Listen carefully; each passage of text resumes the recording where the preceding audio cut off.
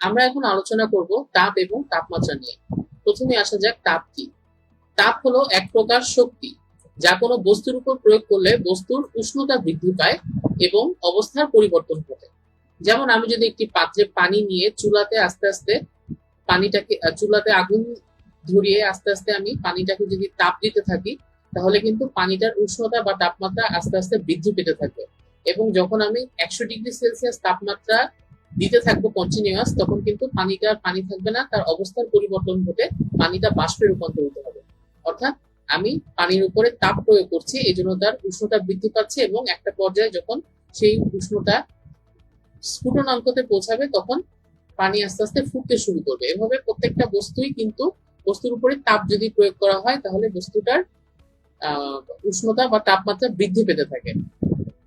তাপ যেহেতু একটি শক্তি, কাজেই এসআই পদ্ধতিতে তাপের একক হবে হচ্ছে জুল, কারণ আমরা জানি শক্তির একক জুল। আর সিজিএস পদ্ধতিতে অর্থাৎ সেন্টিমিটার গ্রাম সেকেন্ড পদ্ধতিতে তাপের একক হচ্ছে ক্যালোরি। জুল এবং ক্যালোরির মধ্যে সম্পর্ক হলো 1 ক্যালোরি সমান 4.2 জুল। আর আমি যদি এটাকে ইনভার্স করি, তাহলে 1 জুল হবে 1/4.2 ক্যালোরি, অর্থাৎ সেটি হচ্ছে 0.24 ক্যালোরি। এটি কিন্তু বেশ ইম্পর্টেন্ট, 1 ক্যালোরি সমান হচ্ছে 4.2 জুল। আমরা কোনো কিছু তাপ পরিমাপ করার জন্য ক্যালোরিমিটার ব্যবহার করা হয়। এখানে একটি আমরা ক্যালোরিমিটার দেখতে পাচ্ছি। আমরা কিন্তু এখানে বলে রাখা ভালো, আমরা সচরাচর যে থার্মোমিটার ইউজ করি সেটি দিয়ে কিন্তু আমরা তাপ মেজার করতে পারি না, আমরা তাপমাত্রা মেজার করতে পারি। অর্থাৎ কোনো বস্তুর তাপীয় অবস্থা আমরা মেজার করতে পারি। বাট জুলে যে তাপ মেজার করা হয় সেটি কিন্তু ক্যালোরিমিটার সাহায্যে মেজার করা হয়, এবং সেক্ষেত্রে একটি সূত্র ব্যবহার করা হয়। সূত্রটি হচ্ছে তাপ শক্তি Q equals to M S del theta. এখানে এম হচ্ছে যে বস্তুটার তাপ মেজার করব আমরা সেটির ভর, এস হচ্ছে যে বস্তুটার তাপ মেজার করছি সেটির আপেক্ষিক তাপ, আর ডেল থিটা হচ্ছে ওই বস্তুটাতে আমি যখন আমি আস্তে আস্তে তাপ বাড়াচ্ছি তখন তার তাপমাত্রার যে পরিমাণ পরিবর্তন হবে সেটি হচ্ছে ডেল থিটা। এই আপেক্ষিক তাপ বলতে যেটি বোঝায় সেটি হচ্ছে 1 কেজি ভরের কোনো বস্তুর তাপমাত্রা 1 ডিগ্রি সেলসিয়াস অথবা 1 কেলভিন বৃদ্ধি করতে যে পরিমাণ তাপ শক্তি প্রয়োজন তাকে বলা হয় ওই বস্তুটির আপেক্ষিক তাপ। এভাবে Q equals to M S del theta, এই সূত্রের মাধ্যমে আমরা ক্যালোরিমিটারের সাহায্যে আমরা কোনো বস্তুর তাপ নির্ণয় করতে পারি। ক্যালোরিমিটারে এই ভর মাপার জন্য এখানে ওয়েট মেশিন থাকে, এবং হচ্ছে তাপমাত্রার পরিমাপ তাপমাত্রার পার্থক্য মাপার জন্য এখানে একটি থার্মোমিটার থাকে, এবং তারপর এই বুনসেন বার্নার দিয়ে এটিকে তাপ প্রদান করে আমরা মেজার করি যে কোনো বস্তুর তাপ শক্তি কতখানি। এবার আমরা তাপ এবং তাপমাত্রার পার্থক্য সম্পর্কে জানবো। আগে আমরা বলেছি যে তাপ হচ্ছে এক প্রকার শক্তি যা কোনো বস্তুর উষ্ণতা বৃদ্ধি করে এবং সেই বস্তুটা তাপ প্রয়োগের ফলে বস্তুর অবস্থার পরিবর্তন ঘটে। আর তাপমাত্রা হচ্ছে কোনো বস্তুর তাপীয় অবস্থা, যা অন্য বস্তুর সংস্পর্শে আসলে বস্তুটি তাপ গ্রহণ করবে নাকি বর্জন করবে তা নির্ধারণ করে। অর্থাৎ আমি এখানে মনে করি যে আমার এখানে দুটি বস্তু আছে, একটি হলো এ এবং আরেকটি বস্তু হলো বি। এখন এ বস্তুটির তাপমাত্রা হচ্ছে 70 ডিগ্রি সেলসিয়াস আর বি বস্তুটির তাপমাত্রা হচ্ছে 30 ডিগ্রি সেলসিয়াস। তাহলে আমরা এখান থেকে বলতে পারি যে এ বস্তুটির তাপমাত্রা বি বস্তুটির তাপমাত্রা থেকে বেশি। এখন আমরা যদি এ এবং বি কে পাশাপাশি রাখি, যেহেতু এর তাপমাত্রা বেশি, এ তাপ বর্জন করবে, আর বি এর তাপমাত্রা কম, বি তাপ গ্রহণ করবে। আমরা কিন্তু এটার খুব স্বাভাবিকভাবে আমরা মনে করি যে আমরা একটা হাতে একটা বরফ আছে, আমি যদি বরফ আছে এবং আরেক হাতে আমি একটি গরম লোহার টুকরা রেখেছি, এবার আমি গরম লোহার টুকরা এবং বরফকে যদি আমি একসাথে লাগিয়ে রাখি, তাহলে যেটি হবে সেটি হচ্ছে গরম লোহার টুকরার তাপের কারণে বরফ আস্তে আস্তে গলতে শুরু করবে। অর্থাৎ গরম লোহার টুকরা যেহেতু তাপ বেশি তাই সে তাপ বর্জন করছে, আর লোহার টুকরা যেহেতু তাপমাত্রা কম সেজন্য সে ওই বর্জিত তাপটা গ্রহণ করছে। এভাবে করে আমরা কোনো বস্তুর তাপমাত্রার মাধ্যমে তাপমাত্রা যদি জানা থাকে, তাহলে সেটি অন্য বস্তুর সংস্পর্শে আসলে সে তাপ গ্রহণ করবে নাকি বর্জন করবে সেটি আমরা জানতে পারবো। তাপের প্রবাহ কিন্তু তাপের পরিমাণ অর্থাৎ তাপ শক্তির পরিমাণের উপর নির্ভর করে না, সেটি নির্ভর করে তাপমাত্রার উপরে। যেটি আমরা মাত্র বললাম যে তাপমাত্রার উপরে ভিত্তি করে আমরা জানতে পারবো যে তাপের প্রবাহ কোন দিকে হচ্ছে। আমরা দুটি বস্তুর তাপমাত্রা যদি জানতে পারি তাহলে আমরা দেখব, যেমন এখানে আমরা জানি এটি 70°C এবং এটি 30°C, তাহলে আমরা বুঝতে পারছি যে উচ্চ তাপ থেকে নিম্ন তাপে তাপমাত্রার প্রবাহ হচ্ছে, তাপের প্রবাহ হচ্ছে। অর্থাৎ আমরা সবসময় এটা জানবো যে উচ্চ তাপমাত্রা থেকে তাপ নিম্ন তাপমাত্রাতে প্রবাহিত হয়। উচ্চ তাপমাত্রার বস্তু থেকে তাপ সবসময় নিম্ন তাপমাত্রার বস্তুতে প্রবাহিত হয়।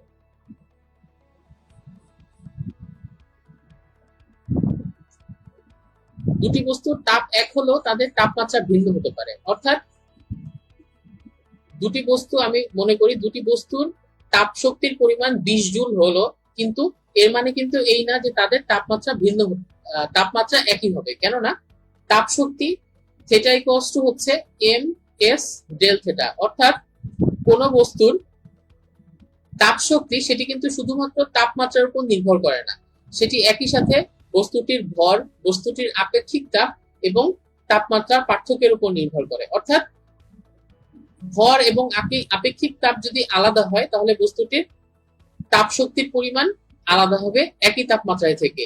একইভাবে দুইটি বস্তুর যদি তাপমাত্রা আলাদা হয়, ভর এবং আপেক্ষিক তাপের কারণে তাদের তাপ শক্তি একও হতে পারে। অর্থাৎ আমি এখানে যেটা বলতে চাচ্ছি যে তাপ এবং তাপ, কোন বস্তুর তাপমাত্রা এক মানে এই না, দুটি বস্তুর তাপমাত্রা এক মানে এই না তাদের তাপ শক্তির পরিমাণ সমান হবে। কেননা তাপ শক্তি শুধুমাত্র তাপমাত্রার উপর নির্ভর করে না, তাপ শক্তি নির্ভর করে বস্তুটির ভর এবং আপেক্ষিক তাপ এবং সেই সাথে তাপমাত্রার উপর। এখানে আমরা আরেকটি ইম্পর্টেন্ট জিনিস, যেটি যে তাপের একক হচ্ছে জুল, কারণ তাপ একটি শক্তি। আর তাপমাত্রা যেহেতু বস্তুর তাপীয় অবস্থা, তাই তাপমাত্রার একক যেমন ডিগ্রি সেলসিয়াসে প্রকাশ করা হয়, অথবা কেলভিনে প্রকাশ করা হয়, অথবা র্যাঙ্কিং স্কেলে প্রকাশ করা হয়, অথবা ফারেনহাইটে প্রকাশ করা হয়, অথবা রোমার স্কেলে প্রকাশ করা হয়। তাপের তাপমাত্রার অনেকগুলো স্কেল আছে, তবে আমরা সাধারণত এসআই এককে আমরা তাপমাত্রাকে কেলভিন দিয়ে প্রকাশ করি। আর আমরা প্র্যাকটিক্যালি আমরা তাপমাত্রাকে আমরা থিটা বা ডিগ্রি সেলসিয়াস দিয়ে আমরা দেখি, ডিগ্রি সেলসিয়াসে আমরা বেশিরভাগ সময় আমরা দেখে থাকি।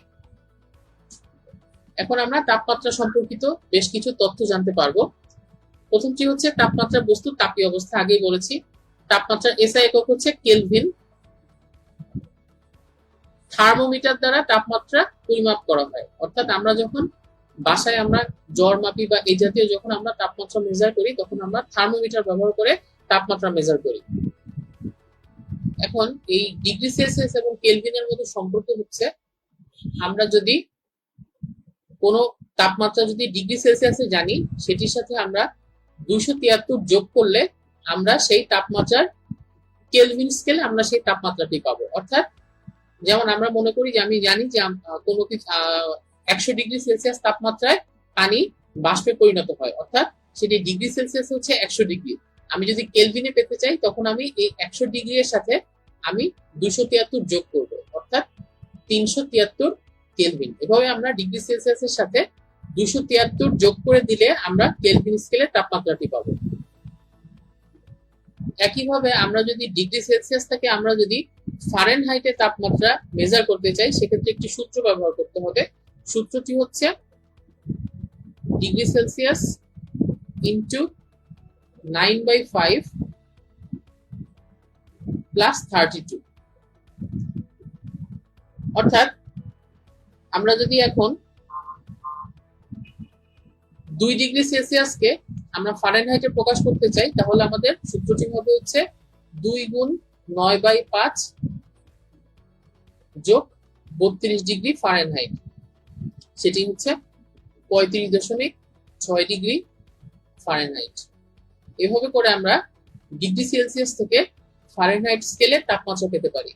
ফারেনহাইট স্কেল কিন্তু ফারেনহাইট স্কেলের তাপমাত্রা অনেক ক্ষেত্রে ব্যবহার করা হয়, যেমন আমাদের যে ডাক্তারি যে থার্মোমিটার বা ক্লিনিক্যাল যে থার্মোমিটারটা থাকে, সেখানে কিন্তু আমাদের তাপমাত্রা আমরা ফারেনহাইটে মেজার করি। যেমন আমরা যদি বলি যে আমাদের 100 ডিগ্রি জ্বর এসেছে, এটি কিন্তু 100 ডিগ্রি ফারেনহাইট তাপমাত্রা যখন আমাদের শরীরের উত্তাপ হয় তখন আমরা এটাকে বলি যে 100 ডিগ্রি জ্বর এসেছে বা 101 জ্বর, এটা হচ্ছে 101 ডিগ্রি ফারেনহাইট। কিন্তু এরপর আমরা দেখব যে গ্যাসের আয়তন শূন্য হয় পরম শূন্য তাপমাত্রায়। কেলভিন স্কেলে যেই তাপমাত্রাতে গ্যাসের আয়তন শূন্য বলে তাত্ত্বিকভাবে ধরে নেওয়া হয় তাকে বলা হয় পরম শূন্য তাপমাত্রা। এই তাপমাত্রার মান হচ্ছে 0 কেলভিন, অর্থাৎ -273 ডিগ্রি সেলসিয়াস তাপমাত্রা। এখন আমরা দেখব এই বিষয়টা আসলে কি, কখন আমাদের আয়তন শূন্য হয়ে যাচ্ছে। আমি মনে করি এটি হচ্ছে আমার এক্স অক্ষ, এটি ওয়াই অক্ষ। এই বরাবর আমি টেম্পারেচার দেখাচ্ছি এবং এই বরাবর আমি আয়তন দেখাচ্ছি। এখন আমি মনে করলাম আমার কোন একটি বস্তুর আয়তন হচ্ছে V0। এখন আমরা জানি কোন বস্তুর তাপমাত্রা যদি বাড়াই বা কোন গ্যাসের তাপমাত্রা যদি বাড়াই তার আয়তন আস্তে আস্তে বাড়তে থাকবে। এটি আমরা আগে দেখেছি যে তাপমাত্রা দিলে গ্যাসের আয়তন বাড়ে, অর্থাৎ V সমানুপাতিক T, মানে কোন বস্তুর ভলিউম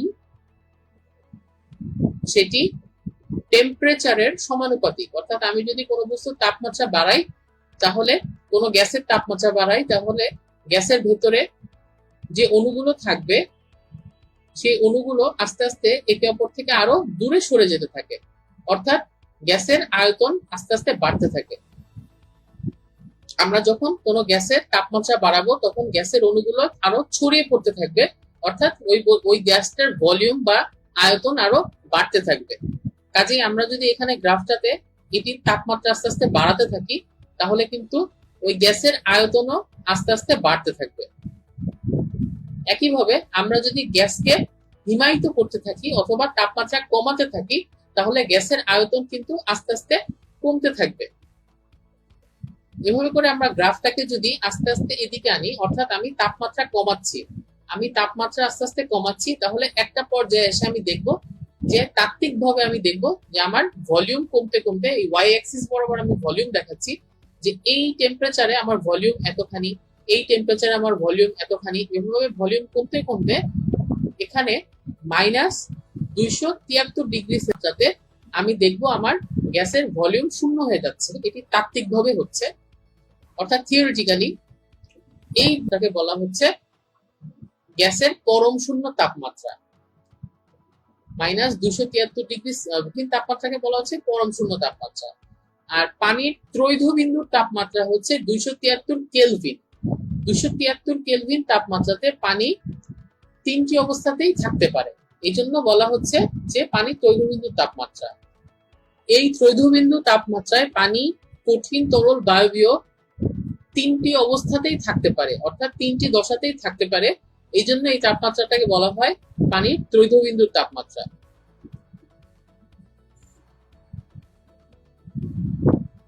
পানির ত্রৈধ বিন্দুর তাপমাত্রা হচ্ছে 273.16 কেলভিন, যেটাকে যদি আমরা সেলসিয়াস স্কেলে আনতে চাই সেটি হবে হচ্ছে 0.01 ডিগ্রি সেলসিয়াস, এবং একটি নির্দিষ্ট চাপও প্রয়োজন ত্রৈধ বিন্দুর জন্য।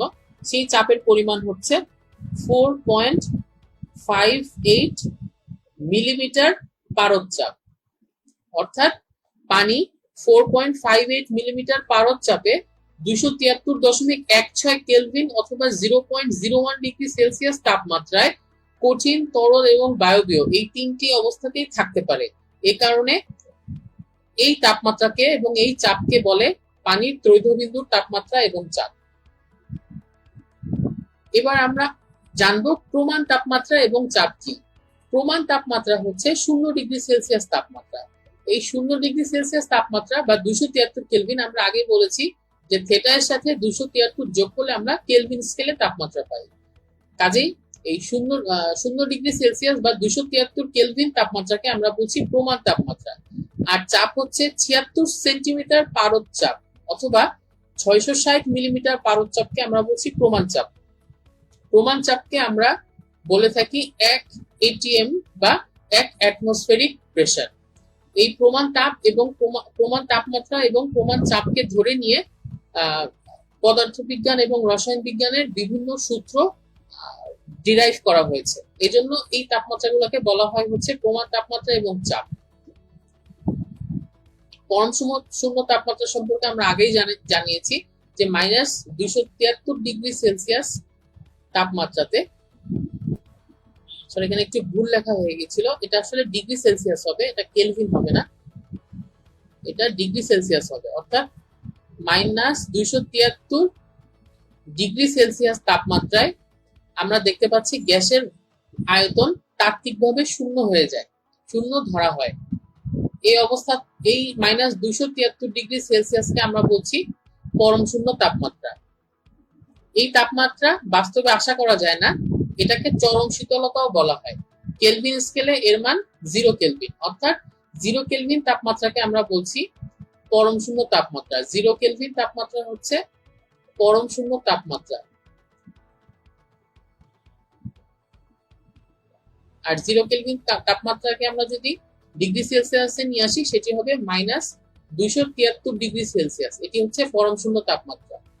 আর 273.16 কেলভিন, 273.16 কেলভিন হচ্ছে পানির ত্রৈধ বিন্দু।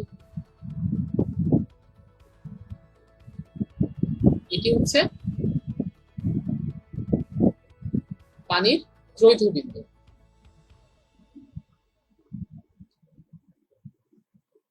এবার আমরা জানবো তাপমাত্রা সম্পর্কিত আরো কিছু তথ্য, যেমন পারদ। পারদ হচ্ছে একটি তরল ধাতু। পারদ কিন্তু একমাত্র তরল ধাতু। এমনিতে আমরা ধাতু হিসেবে, আমাদেরকে যদি বলা হয় কোন একটা ধাতুর কথা চিন্তা করতে, আমরা সবসময় কিন্তু শক্ত কঠিন কোন বস্তুকে আমরা চিন্তা করব, যেমন লোহা, পিতল, তামা। কিন্তু পারদও কিন্তু একটি ধাতু, যেটি হচ্ছে একমাত্র তরল ধাতু। তাপ প্রয়োগে অর্থাৎ তাপমাত্রা বৃদ্ধি করলে পারদের আয়তন সমানুপাতিক হারে বৃদ্ধি পায়। এই কারণে ডাক্তারি বা ক্লিনিক্যাল থার্মোমিটারে পারদ ব্যবহার করা হয়।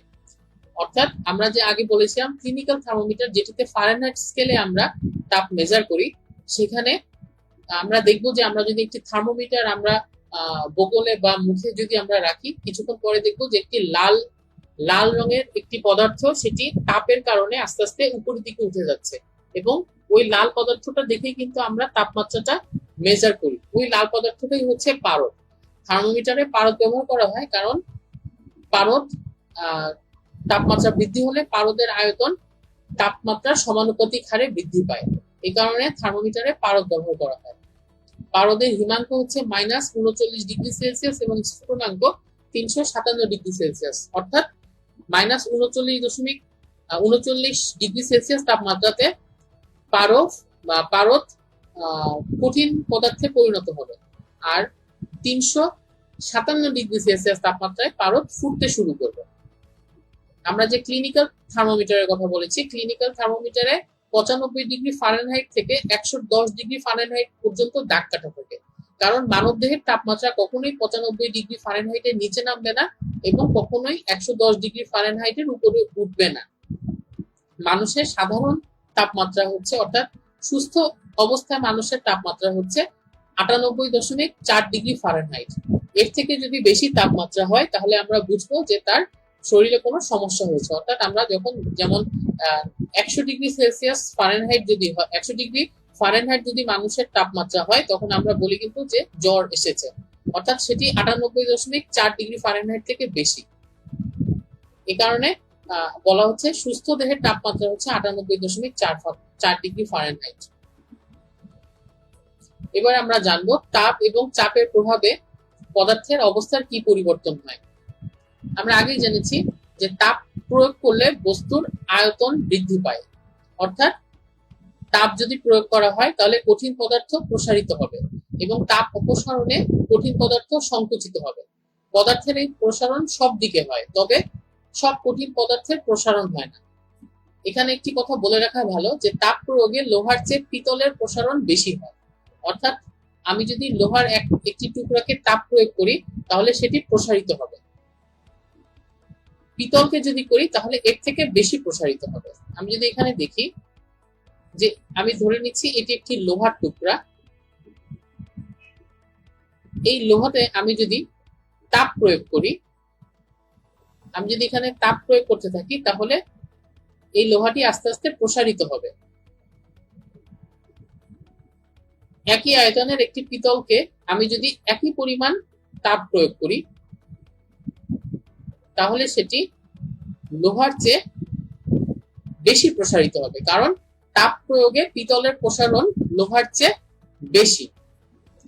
আমরা যদি লোহা এবং পিতলের দুটি একই রকম পাতকে পাশাপাশি জোড়া লাগিয়ে দ্বিপাত তৈরি করে তাপ প্রয়োগ করি তাহলে দেখব যে যখন আমরা তাপ প্রয়োগ করব তখন পিতলের পাতটি বাইরের দিকে বেশি বাঁকিয়ে যাবে, কেননা পিতলের পাতে প্রসারণ বেশি হচ্ছে, আর লোহার পাতটি ভেতরের দিকে থাকবে।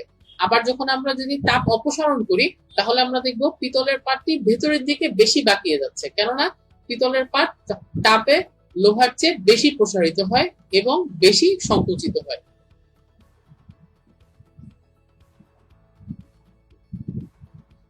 যে পদার্থের আন্তঃআণবিক শক্তি অথবা ঘনত্ব যত বেশি সেই পদার্থ তাপ প্রয়োগে তত কম প্রসারিত হবে, কেননা তাপ প্রয়োগ করলে পদার্থের পরমাণুগুলো পরস্পর হতে দূরে সরে যায়, ফলে আন্তঃআণবিক শক্তি কমে আসে। এটি হচ্ছে পদার্থের প্রসারণ। তাপ প্রয়োগে বায়বীয় পদার্থের প্রসারণ সবচেয়ে বেশি হয়, কারণ বায়বীয় পদার্থে আন্তঃআণবিক শক্তি সবচেয়ে কম। অর্থাৎ আমি যদি এখানে বলি যে আমার এখানে একটি কঠিন পদার্থ আছে, এই কঠিন পদার্থের অণুগুলো আমরা জানি পরস্পরের খুব কাছাকাছি থাকে এবং কাছাকাছি থাকার কারণে তাদের পাশাপাশি দুটি অণুর আন্তঃআণবিক শক্তি অনেক বেশি। আমরা যখন তাপ প্রয়োগ করব এই পাশাপাশি দুটি অণুকে অনেক দূরে নিতে আমাদের কিন্তু বেশি শক্তি খরচ করতে হবে।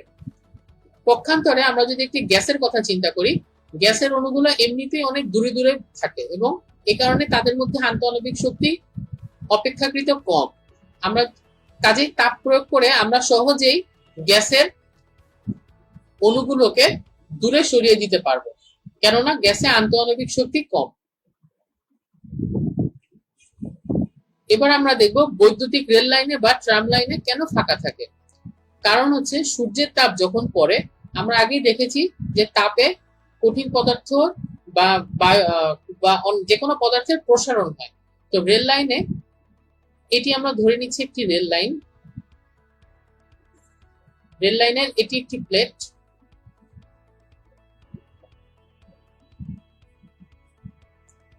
এবং এটি আরেকটি প্লেট।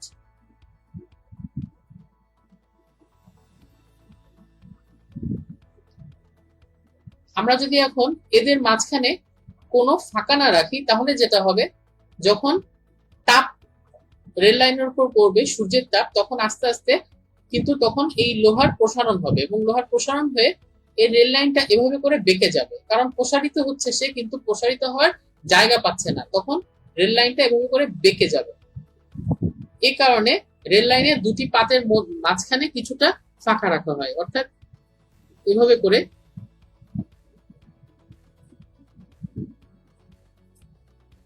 রেল লাইনের পাশাপাশি দুটি পাতের মাঝখানে কিছুটা ফাঁকা জায়গা রাখা হয়।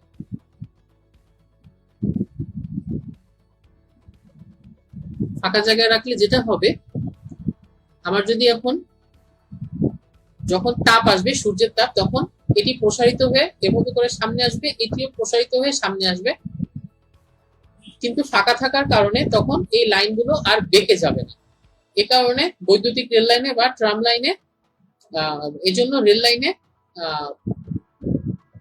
দুটি রেলের মাঝখানে যথেষ্ট ফাঁকা রাখা হয়। এটি হচ্ছে সাধারণ রেল লাইন। কিন্তু আমরা যদি ইলেকট্রিক ট্রেনের কথা চিন্তা করি, অর্থাৎ আমরা প্রথমে যেটি বললাম সেটি হচ্ছে সাধারণ রেল লাইন। সাধারণ রেল লাইনে দুটি রেলের মাঝখানে যথেষ্ট ফাঁকা রাখা হয়, যাতে সূর্যের তাপে অথবা ট্রেন যখন চলে ট্রেনের চাকার ঘর্ষণের ফলেও কিন্তু তাপ উৎপন্ন হয়। এই দুইটা কারণে রেল লাইন প্রসারিত হতে পারে এবং প্রসারিত হওয়ার জন্য তারা যাতে যথেষ্ট জায়গা পায়, এই জন্য সাধারণ রেল লাইনে দুটি রেলের মাঝখানে যথেষ্ট ফাঁকা রাখা হয়। কিন্তু আমরা যখন ইলেকট্রিক রেল লাইনের কথা বলবো অথবা ইলেকট্রিক ট্রাম লাইনের কথা বলবো, ওই ইলেকট্রিক রেল লাইন বা ট্রাম লাইনে কোনো ফাঁকা রাখা হয় না। এর কারণ হচ্ছে বৈদ্যুতিক রেল লাইন বা ট্রাম লাইনে বিদ্যুৎ পরিবাহী হিসাবে কাজ করে বলে এদের মধ্যে কোনো ফাঁক থাকে না, এরা নিরবিচ্ছিন্ন থাকে। অর্থাৎ এখানে বৈদ্যুতিক, আমরা যদি রেল লাইনের উপর দিয়ে যদি বৈদ্যুতিক ট্রেন চলে যায় তখন তাদের মাঝখানে যদি আমরা ফাঁকা রাখি, দুইটি পাশাপাশি আমরা লাইনের মাঝখানে ফাঁকা রাখলে কারেন্ট কিন্তু এখান দিয়ে পাস করতে পারবে না। এই জন্য এদেরকে সব পুরোপুরি পরিবাহী রাখার জন্য তাদের মাঝখানে কোনো ফাঁকা রাখা হয় না। এছাড়াও এই লাইনগুলো মাটির ভেতরে গাঁথা থাকে এবং গ্রানাইট ও কনক্রিট দিয়ে ঘেরা থাকে। এই কারণে তাপমাত্রার কোনো পরিবর্তনও হয় না। এই জন্য লাইনগুলো প্রসারণ হয় না এবং সেটি বাঁকতে পারে না। এই জন্য সাধারণ রেল লাইনে দুটি রেলের মাঝখানে ফাঁকা রাখা হলেও যখন ইলেকট্রিক রেল লাইন বানানো হয়, ইলেকট্রিক ট্রেনের জন্য রেল লাইন বানানো হয়, তখন কোনো ফাঁকা রাখা হয় না। কারণ সেই লাইনগুলো, প্রথম রিজন হচ্ছে সেটি দিয়ে বিদ্যুৎ পরিবাহিত হয়, এই জন্য ফাঁকা রাখা হয় না, কারণ ফাঁকা রাখলে আর বিদ্যুৎ পরিবাহিত হতে পারবে না। দ্বিতীয় হচ্ছে সেটিকে গ্রানাইট এবং কনক্রিট দিয়ে ঢেকে রাখা হয়, যাতে সেটি বাইরের তাপমাত্রা যাতে তাকে প্রভাবিত করতে না পারে, এবং যেহেতু বাইরের তাপমাত্রা তাকে প্রভাবিত করতে পারে না, কাজেই তার প্রসারণ হয় না। এজন্য আর দুটি লাইনের মাঝখানে ফাঁকা রাখার কোনো প্রয়োজন হয় না। এবার আমরা যখন রাস্তায় দেখি যে টেলিফোন বা বিদ্যুতের লাইনগুলো, আমরা দেখবো যে টেলিফোন এবং বিদ্যুতের লাইনগুলো সবসময় একটু ঢিলা রাখা হয়। অর্থাৎ আমরা যদি রাস্তায় দেখি যে এরকম খুঁটি, বিদ্যুতের লাইন বা টেলিফোনের লাইন এরকম করে পাশাপাশি দুটি খুঁটি দিয়ে চলে যায়, তো আমরা দেখবো এটি হচ্ছে মাটি, তাহলে আমরা দেখবো যে সবসময় তারগুলো এরকম করে ঝুলে থাকে। খুব কম সময় আমরা এগুলোকে টান টান অবস্থায় দেখি, কেননা এই তারগুলো যেহেতু বিদ্যুৎ পরিবাহী করে বানানো হয়, যে ধাতব তার থাকে, তখন যখন হচ্ছে তাপমাত্রা পড়ে তখন এটি প্রসারিত হয়। প্রসারিত যখন হবে তাহলে কিন্তু কোনো সমস্যা হচ্ছে না। কিন্তু যখন শীতকাল আসবে তখন কিন্তু এরা তাপমাত্রা বিকিরিত করে দেবে, অথবা তখন তাপমাত্রা কমে যাবে এবং তখন এই তারগুলো সংকুচিত হওয়া শুরু করবে। শীতকালে যখন এই তারগুলো সংকুচিত হওয়া শুরু করবে তখন এগুলো টান টান হয়ে যাবে, যেহেতু শীতকালে আমার তাপমাত্রা কমে যাচ্ছে। এই তাপ অপসারণের কারণে এই তারগুলো টান টান হয়ে যাবে, এবং তখন কিন্তু টান টান হয়ে গিয়ে এরা যদি শুরুতেই যদি এরা টান টান থাকতো, তাহলে শীতকালে এরা আরো সংকুচিত হয়ে এই পোলগুলো কিন্তু ভেঙে যাওয়ার সম্ভাবনা ছিল। এজন্য টেলিফোন বা বিদ্যুতের লাইনগুলোতে তারগুলোকে সবসময় ঢিলা রাখা হয়, যাতে শীতকালে সংকুচিত হয়ে তারা ছিঁড়ে না যায়। আমরা যদি গ্রামে যাই, গরুর গাড়ি দেখি বা এই টাইপের কোনো যানবাহন দেখি বা অনেক পুরাতন ঘোড়ার গাড়ি দেখি, আমরা দেখব যে সেগুলাতে যে কাঠের চাকা ব্যবহার করা হয়, সেই কাঠের চাকার সাথে লোহার বের পরানো থাকে। কাঠের চাকায় দৃঢ়ভাবে আটকানোর জন্য উত্তপ্ত অবস্থায় লোহার বেরগুলো লাগানো হয়। এই লোহার বেরটিকে আমরা যখন গরম করি তখন এটি প্রসারিত হয়, ফলে এর ব্যাস বৃদ্ধি পায়। উত্তপ্ত অবস্থায় বেরটিকে আমরা চাকার সাথে লাগিয়ে রাখি, তারপর এটিকে ঠান্ডা যখন করে ফেলবো, যখন লোহা তাপ অপসারণ করে বা তাপ বর্জন করে সেটি কিন্তু আরো সংকুচিত হবে এবং সংকুচিত হয়ে চাকার গায়ে দৃঢ়ভাবে লেগে থাকবে। অর্থাৎ আমি যদি এখানে এটি একটি কাঠের চাকা আমি মনে করি, এটি একটি কাঠের চাকা। এখন আমি এখানে একটি লোহার বের আছে, আমি প্রথমে এটিকে উত্তপ্ত করব। এটিকে উত্তপ্ত করলে এটি প্রসারিত হবে। এটি প্রসারিত হওয়ার পরে এই বেরটিকে তখন এই কাঠের চাকার চারপাশে পরিয়ে দেওয়া হয়, এবং এরপরে আস্তে আস্তে যখন এটি তাপ বর্জন করে সংকুচিত হয়ে যাবে, তখন একদম সেটি টাইটলি এই চাকার চারপাশে আটকে থাকবে। এ কারণে কাঠের চাকায় লোহার বের পরানোর সময় শুরুতে সেটিকে তাপ প্রদান করা হয় এবং তারপরে ঠান্ডা হতে দেওয়া হয়। এবার আমরা জানবো তরল পদার্থের প্রসারণ সম্পর্কে। তরল পদার্থের প্রসারণ বলতে আয়তন প্রসারণ বোঝায়। তরল পদার্থের নির্দিষ্ট আকার না থাকায় এর দৈর্ঘ্য বা ক্ষেত্রফলের প্রসারণ হয় না, শুধুমাত্র আয়তনের প্রসারণ হয়। তরলে তাপ প্রয়োগ করা হলে সেটির আয়তন বাড়ে এবং তাপ অপসারণে আয়তন কমে। আমরা আগে যেটি বলেছি যে তরলের ভলিউম বা আয়তন হচ্ছে তাপের সাথে সমানুপাতিক। আমি যদি তাপ বাড়াই তাহলে ভলিউম বাড়বে, আবার যদি তাপ কমাই তাহলে ভলিউম কমবে। এবার আমরা জানবো পানির ব্যতিক্রমী প্রসারণ সম্পর্কে। অন্যান্য সকল তরল পদার্থকে আমরা যখন আস্তে আস্তে তাপমাত্রা কমাতে থাকবো এবং সেটি যখন তাপমাত্রা কমতে কমতে কঠিনে রূপান্তরিত হবে, তখন সেই কঠিন পদার্থটির ঘনত্ব সবচেয়ে বেশি হয়। অর্থাৎ আমরা যদি একটি তরলকে আমরা যদি শীতল করে আমরা সেটিকে কঠিন পদার্থে পরিণত করি, স্বভাবতই সেই কঠিন পদার্থটি এই তরল থেকে শক্ত হবে এবং তার ঘনত্ব বেশি হবে। শুধুমাত্র পানির ক্ষেত্রে সেটি ব্যতিক্রম হয়। পানির ক্ষেত্রে 4°C তাপমাত্রায় পানির ঘনত্ব সবচেয়ে বেশি হয়। এরপরে আমরা যদি তাকে ঠান্ডা করে ফেলি তাহলে ঘনত্ব কিন্তু কমতে থাকে। অর্থাৎ পানি একমাত্র পদার্থ যার কঠিন অবস্থায় ঘনত্ব তরল অবস্থার তুলনায় কম।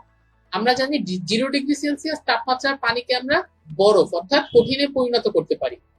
এছাড়া 0 থেকে 100°C পর্যন্ত সেটি লিকুইড আকারে থাকে এবং 100°C এর পরে সেটি বাষ্পে পরিণত হয়।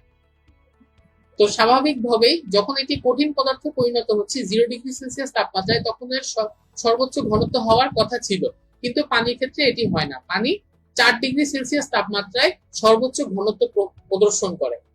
এজন্য পানির প্রসারণকে বলা হয় ব্যতিক্রমধর্মী প্রসারণ। এবার আমরা জানবো একটি পদ্ধতি সম্পর্কে, যেটির নাম হচ্ছে পুনঃশীলীভবন। আমরা যদি ফ্রিজ থেকে দুটি বরফকে নিয়ে আসি, তারপর সেই দুটি বরফকে আমরা পাশাপাশি একসাথে চাপ দিয়ে কিছুক্ষণ ধরে রাখি, কিছুক্ষণ পরে আমরা দেখব এই দুটি বরফ একসাথে জোড়া লেগে গিয়েছে।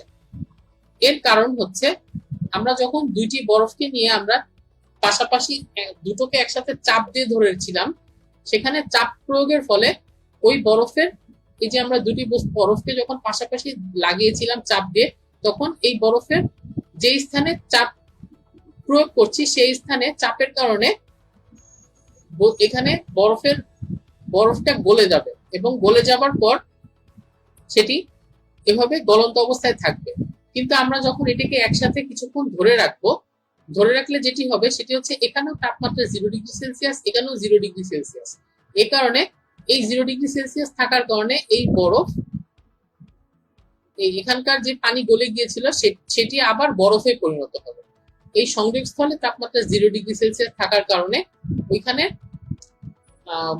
আবার পানি বরফে পরিণত হবে। তখন এখানে আর দুটো আলাদা পৃথক বরফের অস্তিত্ব থাকবে না, দুটো একসাথে জোড়া লেগে যাবে। এই ঘটনাটিকে বলা হচ্ছে পুনঃশীলীভবন।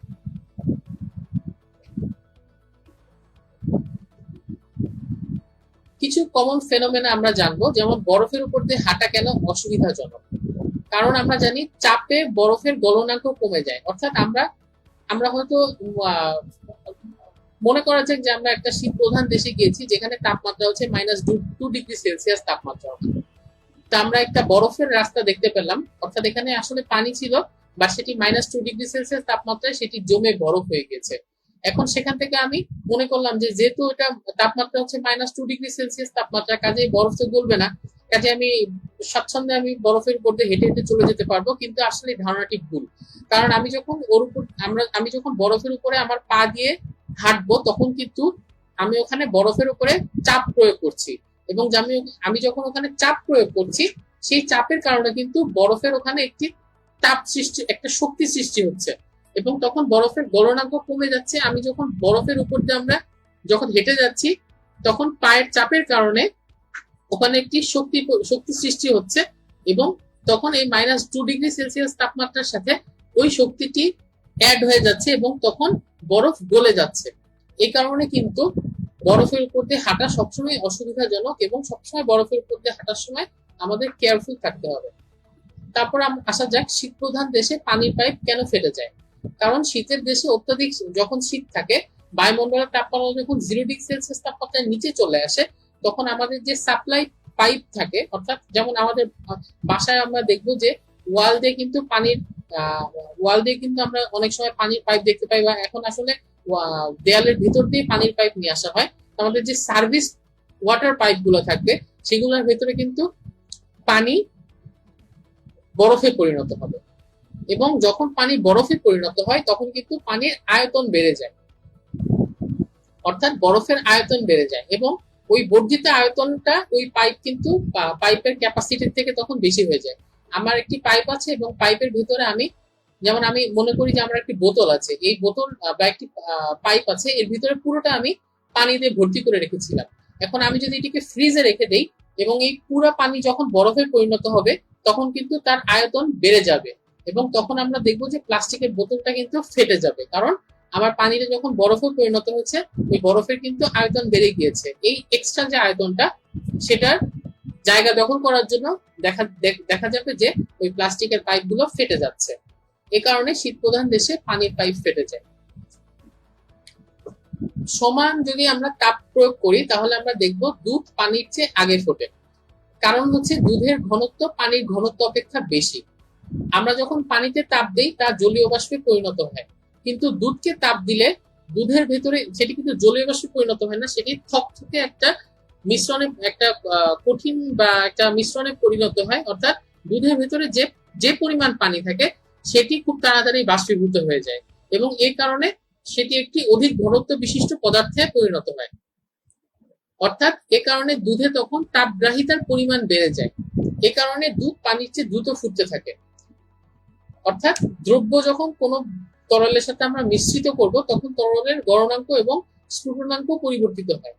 এই জন্য পানি বাষ্প হওয়া শুরু করলেও বা বরফ গলতে শুরু করলেও সম্পূর্ণ অবস্থার পরিবর্তন না হওয়া পর্যন্ত তাপমাত্রা স্থির থাকবে। অর্থাৎ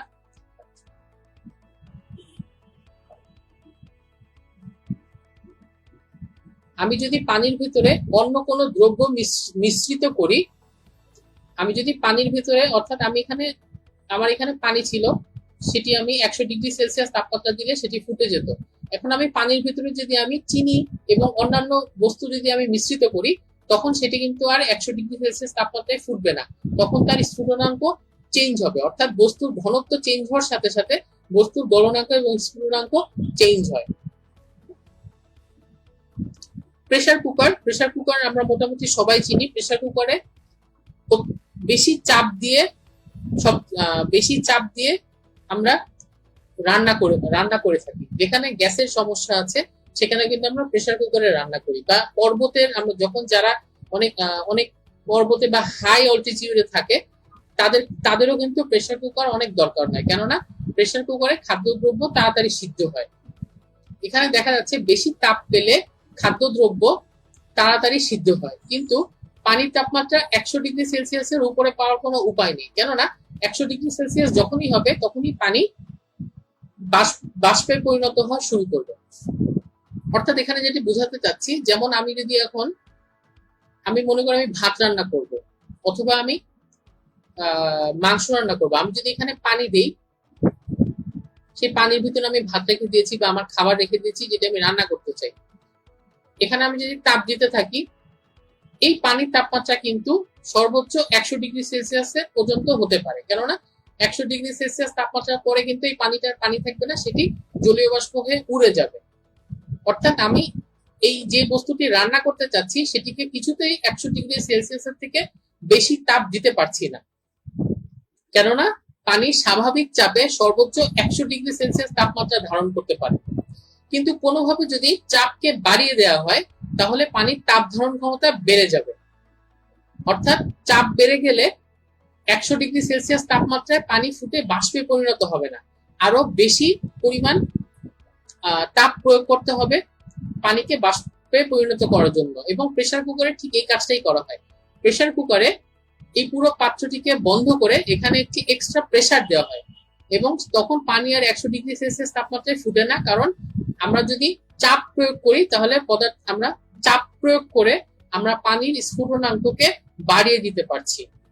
এই কারণে প্রেসার কুকারে আমরা এই তাপমাত্রাটিকে 100° না, দেখা যায় যে 130°C পানি ফুটে যায় না। আমরা তাহলে এই আমরা যেটিকে রান্না করব সেটিকে আমরা 130°C আমরা প্রদান করতে পারছি, যেহেতু প্রেসার কুকারে আমরা অধিক পরিমাণ চাপ দিচ্ছি এবং পানি তখন আর 100°C তাপমাত্রাতে ফুটছে না। এভাবে করে আমরা চাপ বৃদ্ধির মাধ্যমে আমরা তরলের স্ফুটনাঙ্ক বৃদ্ধি করে আমরা প্রেসার কুকারে সহজেই রান্না করতে পারছি। দেখা যায় যে পানি উচ্চ চাপে প্রায় 100°C তাপমাত্রা পর্যন্ত না ফুটে থাকতে পারে। এ কারণে মাছ, মাংস ইত্যাদি প্রেসার কুকারে অনেক দ্রুত সিদ্ধ হয়, যেহেতু তারা অধিক পরিমাণ তাপ পাচ্ছে পানি থেকে। 1681 সালে ফরাসি বিজ্ঞানী ডেনিস পেপিন তিনি প্রেসার কুকার আবিষ্কার করেন। এখন আমরা দেখব কেন উঁচু পাহাড়ের উপরে বা যারা হাই অল্টিটিউডে থাকে তাদের রান্না করা অসুবিধাজনক। কারণ আমরা জানি যে চাপ বাড়ালে যেমন বস্তুর স্ফুটনাঙ্ক বাড়ে, তেমনি চাপ কমলে বস্তুর স্ফুটনাঙ্ক হ্রাস পায়। অর্থাৎ আমরা আগে যেটি বলেছিলাম, প্রেসার কুকারে যেটি করা হয়, প্রেসার কুকারে আমি চাপ বাড়িয়ে দিচ্ছি, যেটি বস্তুর উপরে চাপ বাড়িয়ে দিচ্ছি, এ কারণে আমার স্ফুটনাঙ্ক বা বয়লিং পয়েন্ট সেটি বেড়ে যাচ্ছে। এবং বয়লিং পয়েন্ট বেড়ে গেলে আমি যে সুবিধাটি পাচ্ছি সেটি হচ্ছে আমরা বস্তুটিকে অনেক বেশি তাপমাত্রাতে রান্না করতে পারছি। আর আমার যদি চাপ কমে যায় তাহলে যেটি হবে সেটি হচ্ছে এই বয়লিং পয়েন্ট কমে যাবে। অর্থাৎ তখন দেখা যাবে যে পানি 100 ডিগ্রি এর জায়গায় 80 ডিগ্রি বা 70 ডিগ্রি সেলসিয়াস তাপমাত্রাতে ফুটতে শুরু করেছে। এবং পানি যদি এত অল্প তাপমাত্রাতে ফুটতে শুরু করে তাহলে যেটি হবে সেটি হচ্ছে আমি আর যে বস্তুটিকে রান্না করতে চাচ্ছি সেটিকে আমি বেশি তাপে রাখতে পারছি না। এই সমস্যাটি হয় পাহাড়ের উপরে বা যারা অনেক বেশি উচ্চতাতে থাকে তাদের। কেননা আস্তে আস্তে যত উচ্চতা বাড়ে তত বায়ুমণ্ডলের চাপ কমতে থাকে, এবং বায়ুমণ্ডলের চাপ যখন কমে যায় তখন স্ফুটনাঙ্কও কমে যায়। অর্থাৎ যারা এভারেস্টের উপরে যদি কেউ রান্না করতে চায় তাহলে দেখা যাবে সেখানে চাপ অনেক যেহেতু কম, কাজেই সেখানে মাত্র 70 ডিগ্রি সেলসিয়াস তাপমাত্রায় পানি বাষ্পে পরিণত হয়ে যায়। যেহেতু আমি যদি এখানে একটি মাংসের টুকরা রাখি বা মাছের টুকরা রাখি, সেটিকে কিন্তু আমি 70 ডিগ্রি সেলসিয়াসের বেশি আর প্রদান করতে পারছি না। কারণ 70 ডিগ্রি সেলসিয়াসের বেশি প্রদান করলে আমি এখানে যে পানিতে আমি সেটিকে সিদ্ধ করছি সেই পানি বাষ্পে পরিণত হয়ে যাচ্ছে। এ কারণে পর্বতের উপরে বা উঁচু জায়গাতে রান্না করা অনেক অসুবিধাজনক হয়। এবার আমরা দেখবো যে কেন পর্বতারোহীরা আটসাট পোশাক পরে থাকে। বায়ু পৃষ্ঠ থেকে যত উপরে ওঠা যায় তত বায়ুর চাপ কমতে থাকে। কাজেই উপরে উঠলে দেহের ভেতরের চাপ বায়ুর চাপ অপেক্ষা যখন অধিক হয় তখন দেহের রক্তনালীতে প্রচন্ড চাপ পড়ে। এ চাপের ফলে নাক মুখ দিয়ে রক্ত বের হয়ে আসে। এই জন্য পর্বতারোহীদের আমরা আটসাট অথবা হচ্ছে চাপ রেজিস্ট করতে পারে এরকম পোশাক আমরা পরতে দেখি। অর্থাৎ এখানে আমি যেটি বলতে চাচ্ছি সেটি হচ্ছে এটি একটি স্বাভাবিক মানুষের দুই ধরনের প্রেসার থাকে। একটি হচ্ছে আমার শরীরের ভেতরের প্রেসার, আরেকটি হচ্ছে বাতাস আমাকে যে প্রেসার দিচ্ছে সেটি। আমরা যখন স্বাভাবিক অবস্থায় ভূপৃষ্ঠে থাকছি তখন আমার শরীরের ভেতর থেকে যে রক্তচাপ অথবা যে প্রেসারটি আমাকে শরীর ভেতর থেকে দিচ্ছে এবং বাইরের থেকে যে বায়ুমণ্ডলীয় চাপ আমাকে দেওয়া হচ্ছে, এই দুটির ব্যালেন্সের কারণে আমার কোনো প্রবলেম হচ্ছে না। কিন্তু যখন আস্তে আস্তে, অর্থাৎ আমি যদি এটি মানুষের শরীর হিসেবে চিন্তা করি, এটি ভেতর থেকে যে চাপ দিচ্ছে এবং বাইরে থেকে বাতাসের বায়ুমণ্ডল যে চাপ দিচ্ছে সেটি ব্যালেন্স থাকার কারণে কোনো প্রবলেম হচ্ছে না। কিন্তু আস্তে আস্তে যখন আমরা যদি পর্বতারোহীর কথা চিন্তা করি বা যারা মহাকাশে ঘুরে বেড়ায় তাদের কথা চিন্তা করি, সেখানে সমস্যাটা যেটা হয় বাইরের বায়ুমণ্ডলীয় চাপ কিন্তু আস্তে আস্তে কমতে থাকে। অথবা যদি মহাকাশে যারা থাকে তাদের তো বায়ুমণ্ডলীয় চাপই নেই। অর্থাৎ সেক্ষেত্রে কিন্তু আমাদের শরীরের ভেতরে রক্তনালীতে যে চাপ আছে সেই চাপের কারণে কিন্তু আমাদের নাক দিয়ে মুখ দিয়ে রক্তগুলো বের হয়ে আসবে। কারণ ভিতর থেকে চাপ দেওয়া হচ্ছে, বাইরে থেকে ব্যালেন্স করার মতো চাপ নেই বা চাপ কমে গেছে। এই কারণে পর্বতারোহীদের যারা যখন অনেক উপরে ওঠে তখন তারা যদি কোনো ধরনের প্রোটেকশন না নিয়ে থাকে তাহলে নাক মুখ দিয়ে রক্ত বের হয়ে যাওয়ার একটা সম্ভাবনা থাকে। এই কারণে তারা অনেক আটসাট পোশাক পরিধান করে থাকে। এখানে আমরা দেখতে পাচ্ছি স্বাভাবিক অবস্থায় প্রতি ইঞ্চিতে বায়ুর চাপ হচ্ছে 15 পাউন্ড। এর থেকে যদি কমে যায় তখনই সমস্যা হয়, বা বেড়ে গেলেও কিন্তু সমস্যা। এবার আমরা জানবো আর্দ্রতা বা হিউমিডিটি কি। সাধারণ অবস্থায় বায়ুতে জলীয় বাষ্পের উপস্থিতিকে বলা হচ্ছে বায়ুর আর্দ্রতা। বায়ুর আর্দ্রতা হচ্ছে দুই ধরনের, একটি পরম আর্দ্রতা আর একটি হচ্ছে আপেক্ষিক আর্দ্রতা। আমরা যখন স্বাভাবিকভাবে কোনো স্থানের আর্দ্রতার কথা বলি আমরা তখন সেই স্থানের আপেক্ষিক আর্দ্রতা বা রিলেটিভ হিউমিডিটির কথা বলে থাকি। কোন স্থানের আপেক্ষিক আর্দ্রতা যদি আমরা বলি 90%, তার অর্থ হচ্ছে সম্পৃক্ত অবস্থায় বাতাসের জলীয় বাষ্পের পরিমাণ 90%। কোন স্থানের আর্দ্রতা যদি কম হয় তাহলে সেটি মানুষের জন্য বেশি আরামদায়ক হয়। এর কারণ কি? এর কারণ হচ্ছে আর্দ্রতা কম মানে হচ্ছে বাতাসে জলীয় বাষ্পের পরিমাণ কম।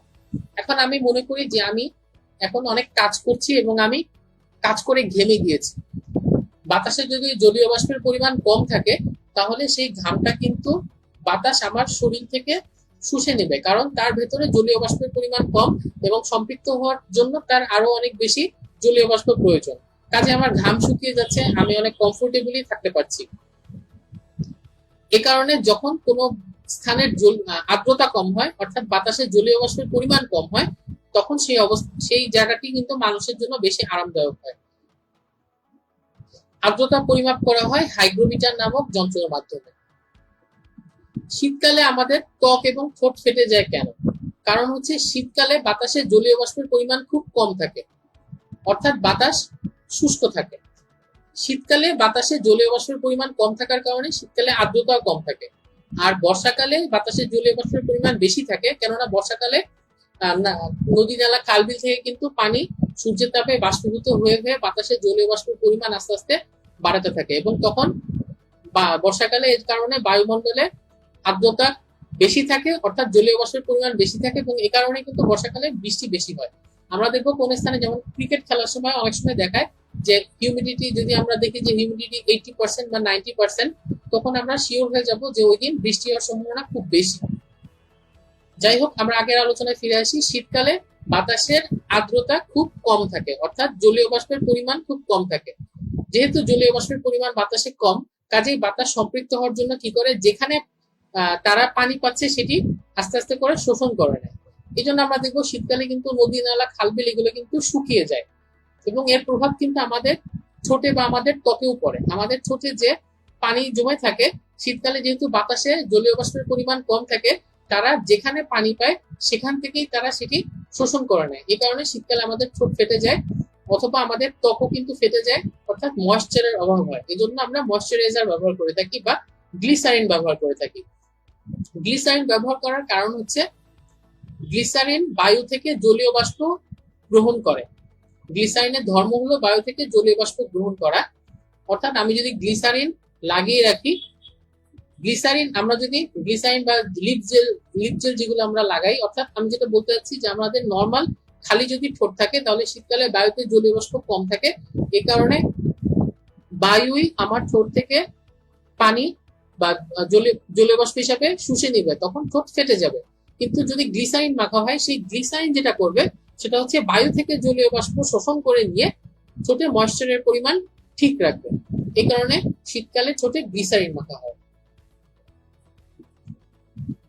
গরমে পাখার বাতাস আরামদায়ক হওয়ার কারণ হলো গরমের সময় উত্তপ্ত বাতাস শরীরের সংস্পর্শে এসে গরম হয়ে যায়, সেজন্য শরীরে গরম অনুভূত হয়। অর্থাৎ আমরা যখন গরমে বাইরের বাতাসের টেম্পারেচার অনেক বেশি থাকে, সেই উত্তপ্ত বাতাস যখন শরীরের সংস্পর্শে আসে তখন আমরা গরম অনুভব করি। আমরা যখন কোনো ফ্যানের নিচে থাকি বা পাখার নিচে থাকি, তখন সেই পাখার বাতাস শরীরের উপর সঞ্চিত ঘামকে বাষ্পে পরিণত করে দেয়। বাষ্পে পরিণত করার কারণে সেই ঘাম শরীর থেকে প্রয়োজনীয় শুদ্ধতা গ্রহণ করে, ফলে শরীর ঠান্ডা হয় এবং আমরা আরাম বোধ করি। অর্থাৎ আমি মনে করি যে এটি যদি আমাদের শরীরের উপরে এখানে ঘাম জমে আছে, এখন আমরা যখন এখানে ফ্যান ছেড়ে দিচ্ছি তখন যেটা হচ্ছে সেটা হচ্ছে এই ফ্যানের যে বাতাস, সেই বাতাসগুলো আমাদের যে ঘামের বিন্দুগুলো আছে সেই বিন্দুগুলোকে বাষ্পে পরিণত করে দিচ্ছে। এবং যেহেতু আমাদের ঘাম হচ্ছে তরল, এটি যদি বাষ্পে পরিণত হয় তখন অবশ্যই এটি কিছু তাপ শোষণ করবে। তখন তারা যেটি করে সেটি হচ্ছে, এই যে আমরা যে গরমে বাইরের উষ্ণ বাতাস আমাদের শরীরের সংস্পর্শে এসেছে, এ কারণে আমাদের শরীরে যে টেম্পারেচারটা বৃদ্ধি হয়েছে সেই টেম্পারেচার শোষণ করে ঘাম বাষ্পে পরিণত হয়। এই টেম্পারেচার শোষণ করে যেহেতু নিয়ে যাচ্ছে, অর্থাৎ আমাদের শরীর থেকে তখন কিছুটা টেম্পারেচার তারা নিয়ে যাচ্ছে, এ কারণে আমাদের ঠান্ডা ফিল হচ্ছে। এ কারণে গরমে পাখার বাতাস আমাদের কাছে আরামদায়ক মনে হয়। এবার আমরা জানবো ভেজা কাপড় গায়ে শুকালে কেন ঠান্ডা লাগে। অর্থাৎ আমি যদি একটা ভেজা কাপড় পরে থাকি তাহলে দেখবো যে আমার একটা ঠান্ডা ফিল হচ্ছে। এর কারণ কি? এর কারণ হচ্ছে, এই যে মনে করি এই যে একটি জামা, এই জামাটি ভেজা অবস্থায় আছে। এখন এই জামাটি যখন ভেজা থাকবে তার মানে এখানে পানির অণু এখানে আটকে আছে। সেই পানিগুলো যখন বাষ্পীভূত হবে তখন সে শরীর থেকে সেই বাষ্পীভবনের আপেক্ষিক সুপ্ত তাপ গ্রহণ করে সে বাষ্পীভূত হবে। যেহেতু শরীর থেকে সে আপেক্ষিক সুপ্ত তাপ গ্রহণ করছে, এ কারণে তখন শরীরে ঠান্ডা ফিল হবে। এ কারণে ভেজা কাপড় যখন পরে থাকা হয় এবং আস্তে আস্তে সেই ভেজা কাপড় যখন শুকিয়ে যেতে থাকে, তখন শরীরে একটা ঠান্ডা ফিল হয়। এই আপেক্ষিক সুপ্ততাপ জিনিসটা হচ্ছে, যেমন 0°C তাপমাত্রায় পানি, সেটিকে যখন 0°C তাপমাত্রায় বরফে পরিণত করা হয়, অথবা 0°C তাপমাত্রার বরফ যখন 0°C তাপমাত্রার পানিতে পরিণত হয়। এখানে আমরা দেখতে পাচ্ছি এখানেও বরফের তাপমাত্রা 0°C, এবং সে গলে যখন পানিতে পরিণত হবে তখনও তো তাপমাত্রা 0°C। অর্থাৎ এর ভেতরে এই যে বরফ, তার ভেতরে যে বন্ড গুলো আছে সেটি ভেঙে যখন সে পানিতে পরিণত হচ্ছে, এই অবস্থাতে তার কিন্তু একটি তাপ গ্রহণ করতে হয়, এবং সেই গৃহীত তাপকে আমরা বলছি আপেক্ষিক সুপ্ত তাপ।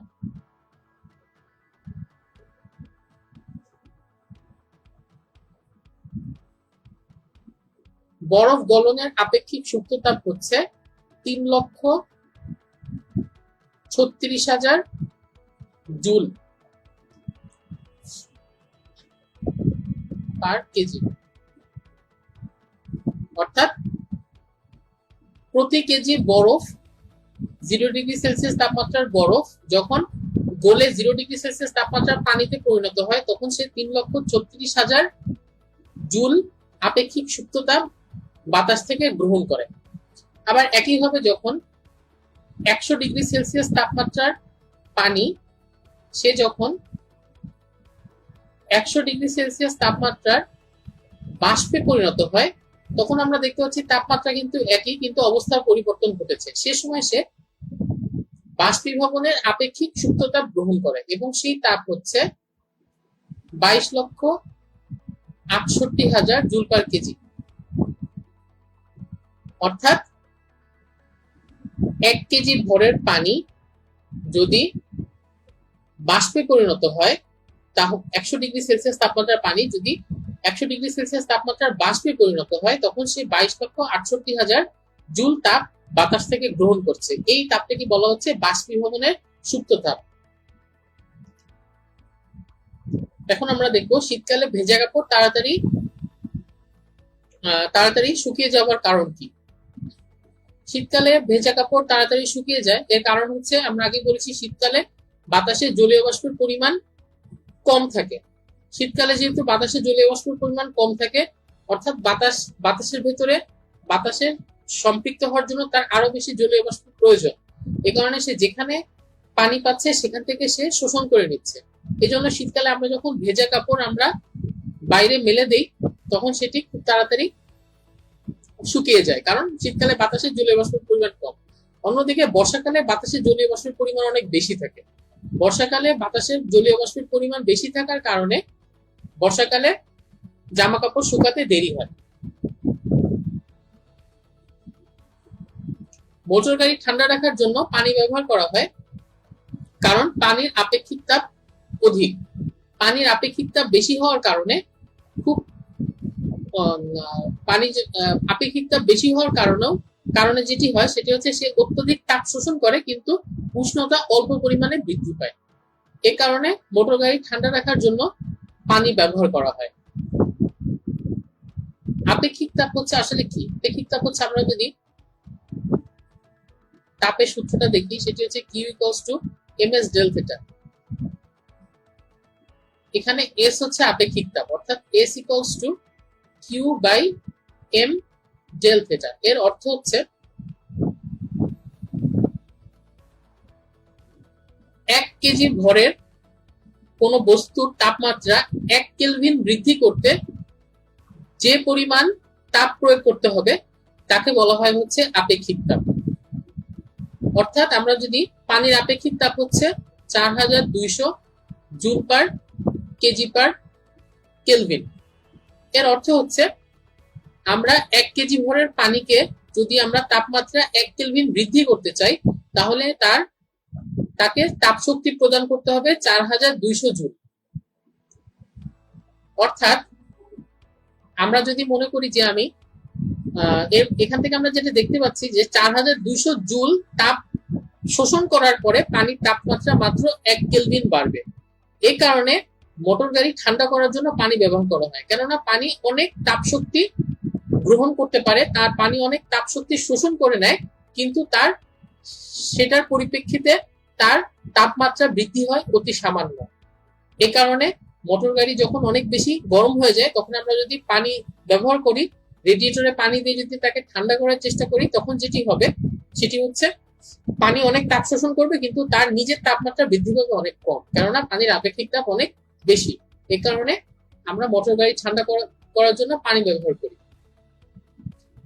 এছাড়াও আমরা যদি কোনো স্থানে আঘাত পাই, তখন আমরা সেখানে সেক দিয়ে থাকি। এটি দেওয়ার জন্য পানি অত্যন্ত উপযোগী, কেননা একই কারণে পানির আপেক্ষিক তাপ বেশি হওয়ার কারণে একই ভরের অন্যান্য তরলের তুলনায় একই উষ্ণতা বৃদ্ধিতে পানি অনেক বেশি তাপ গ্রহণ করে, এবং যখন ঠান্ডা হয় তখন অন্যান্য তরলের তুলনায় অনেক বেশি তাপ ত্যাগ করে। এর কারণে অন্যান্য তরলের তুলনায় পানি ঠান্ডা হতে বেশি সময় লাগে। এই কারণে পানি দিয়ে আমরা অনেকক্ষণ ধরে সেক দিতে পারবো। এই কারণে সেক দেওয়ার জন্য পানি তরল হিসেবে ব্যবহার করা হয়। অর্থাৎ আমরা যদি আপেক্ষিক তাপের বিষয়টি আবার দেখি, আপেক্ষিক তাপের একক হচ্ছে joule per KG per kelvin, অর্থাৎ joule per KG per kelvin. অর্থাৎ কোন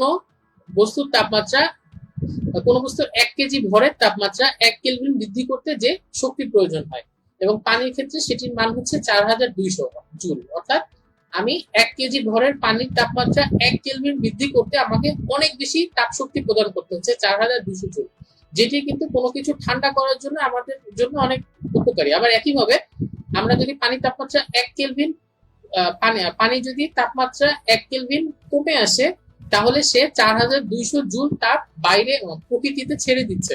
এই কারণে আমরা যদি কোনো কিছু সেক দিতে চাই, তখন আমরা সেটির ভিতরে, যেমন আমাদের হট ওয়াটার ব্যাগ থাকে, হট ওয়াটার ব্যাগের ভিতরে কিন্তু আমরা গরম পানি ব্যবহার করি সেক দেওয়ার কারণে।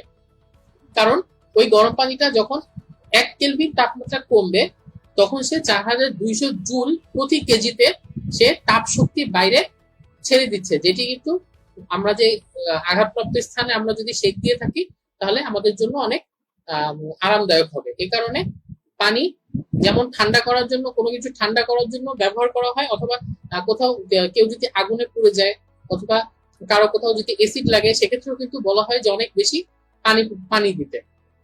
কেননা পানি যেরকম কোনো কিছু খুব দ্রুত ঠান্ডা করে, একইভাবে পানি যখন নিজে ঠান্ডা হয় তখন অনেক বেশি তাপ প্রকৃতিতে ছেড়ে দেয়। এই কারণে পানি সেক দেওয়ার জন্য পানি কিন্তু বেশি উপযোগী। এই কারণেই পানির আপেক্ষিক তাপ বেশি হওয়ার কারণে কিন্তু এই সুবিধাগুলো পাওয়া যায়। আপেক্ষিক তাপটা আমরা আলোচনা করেছি।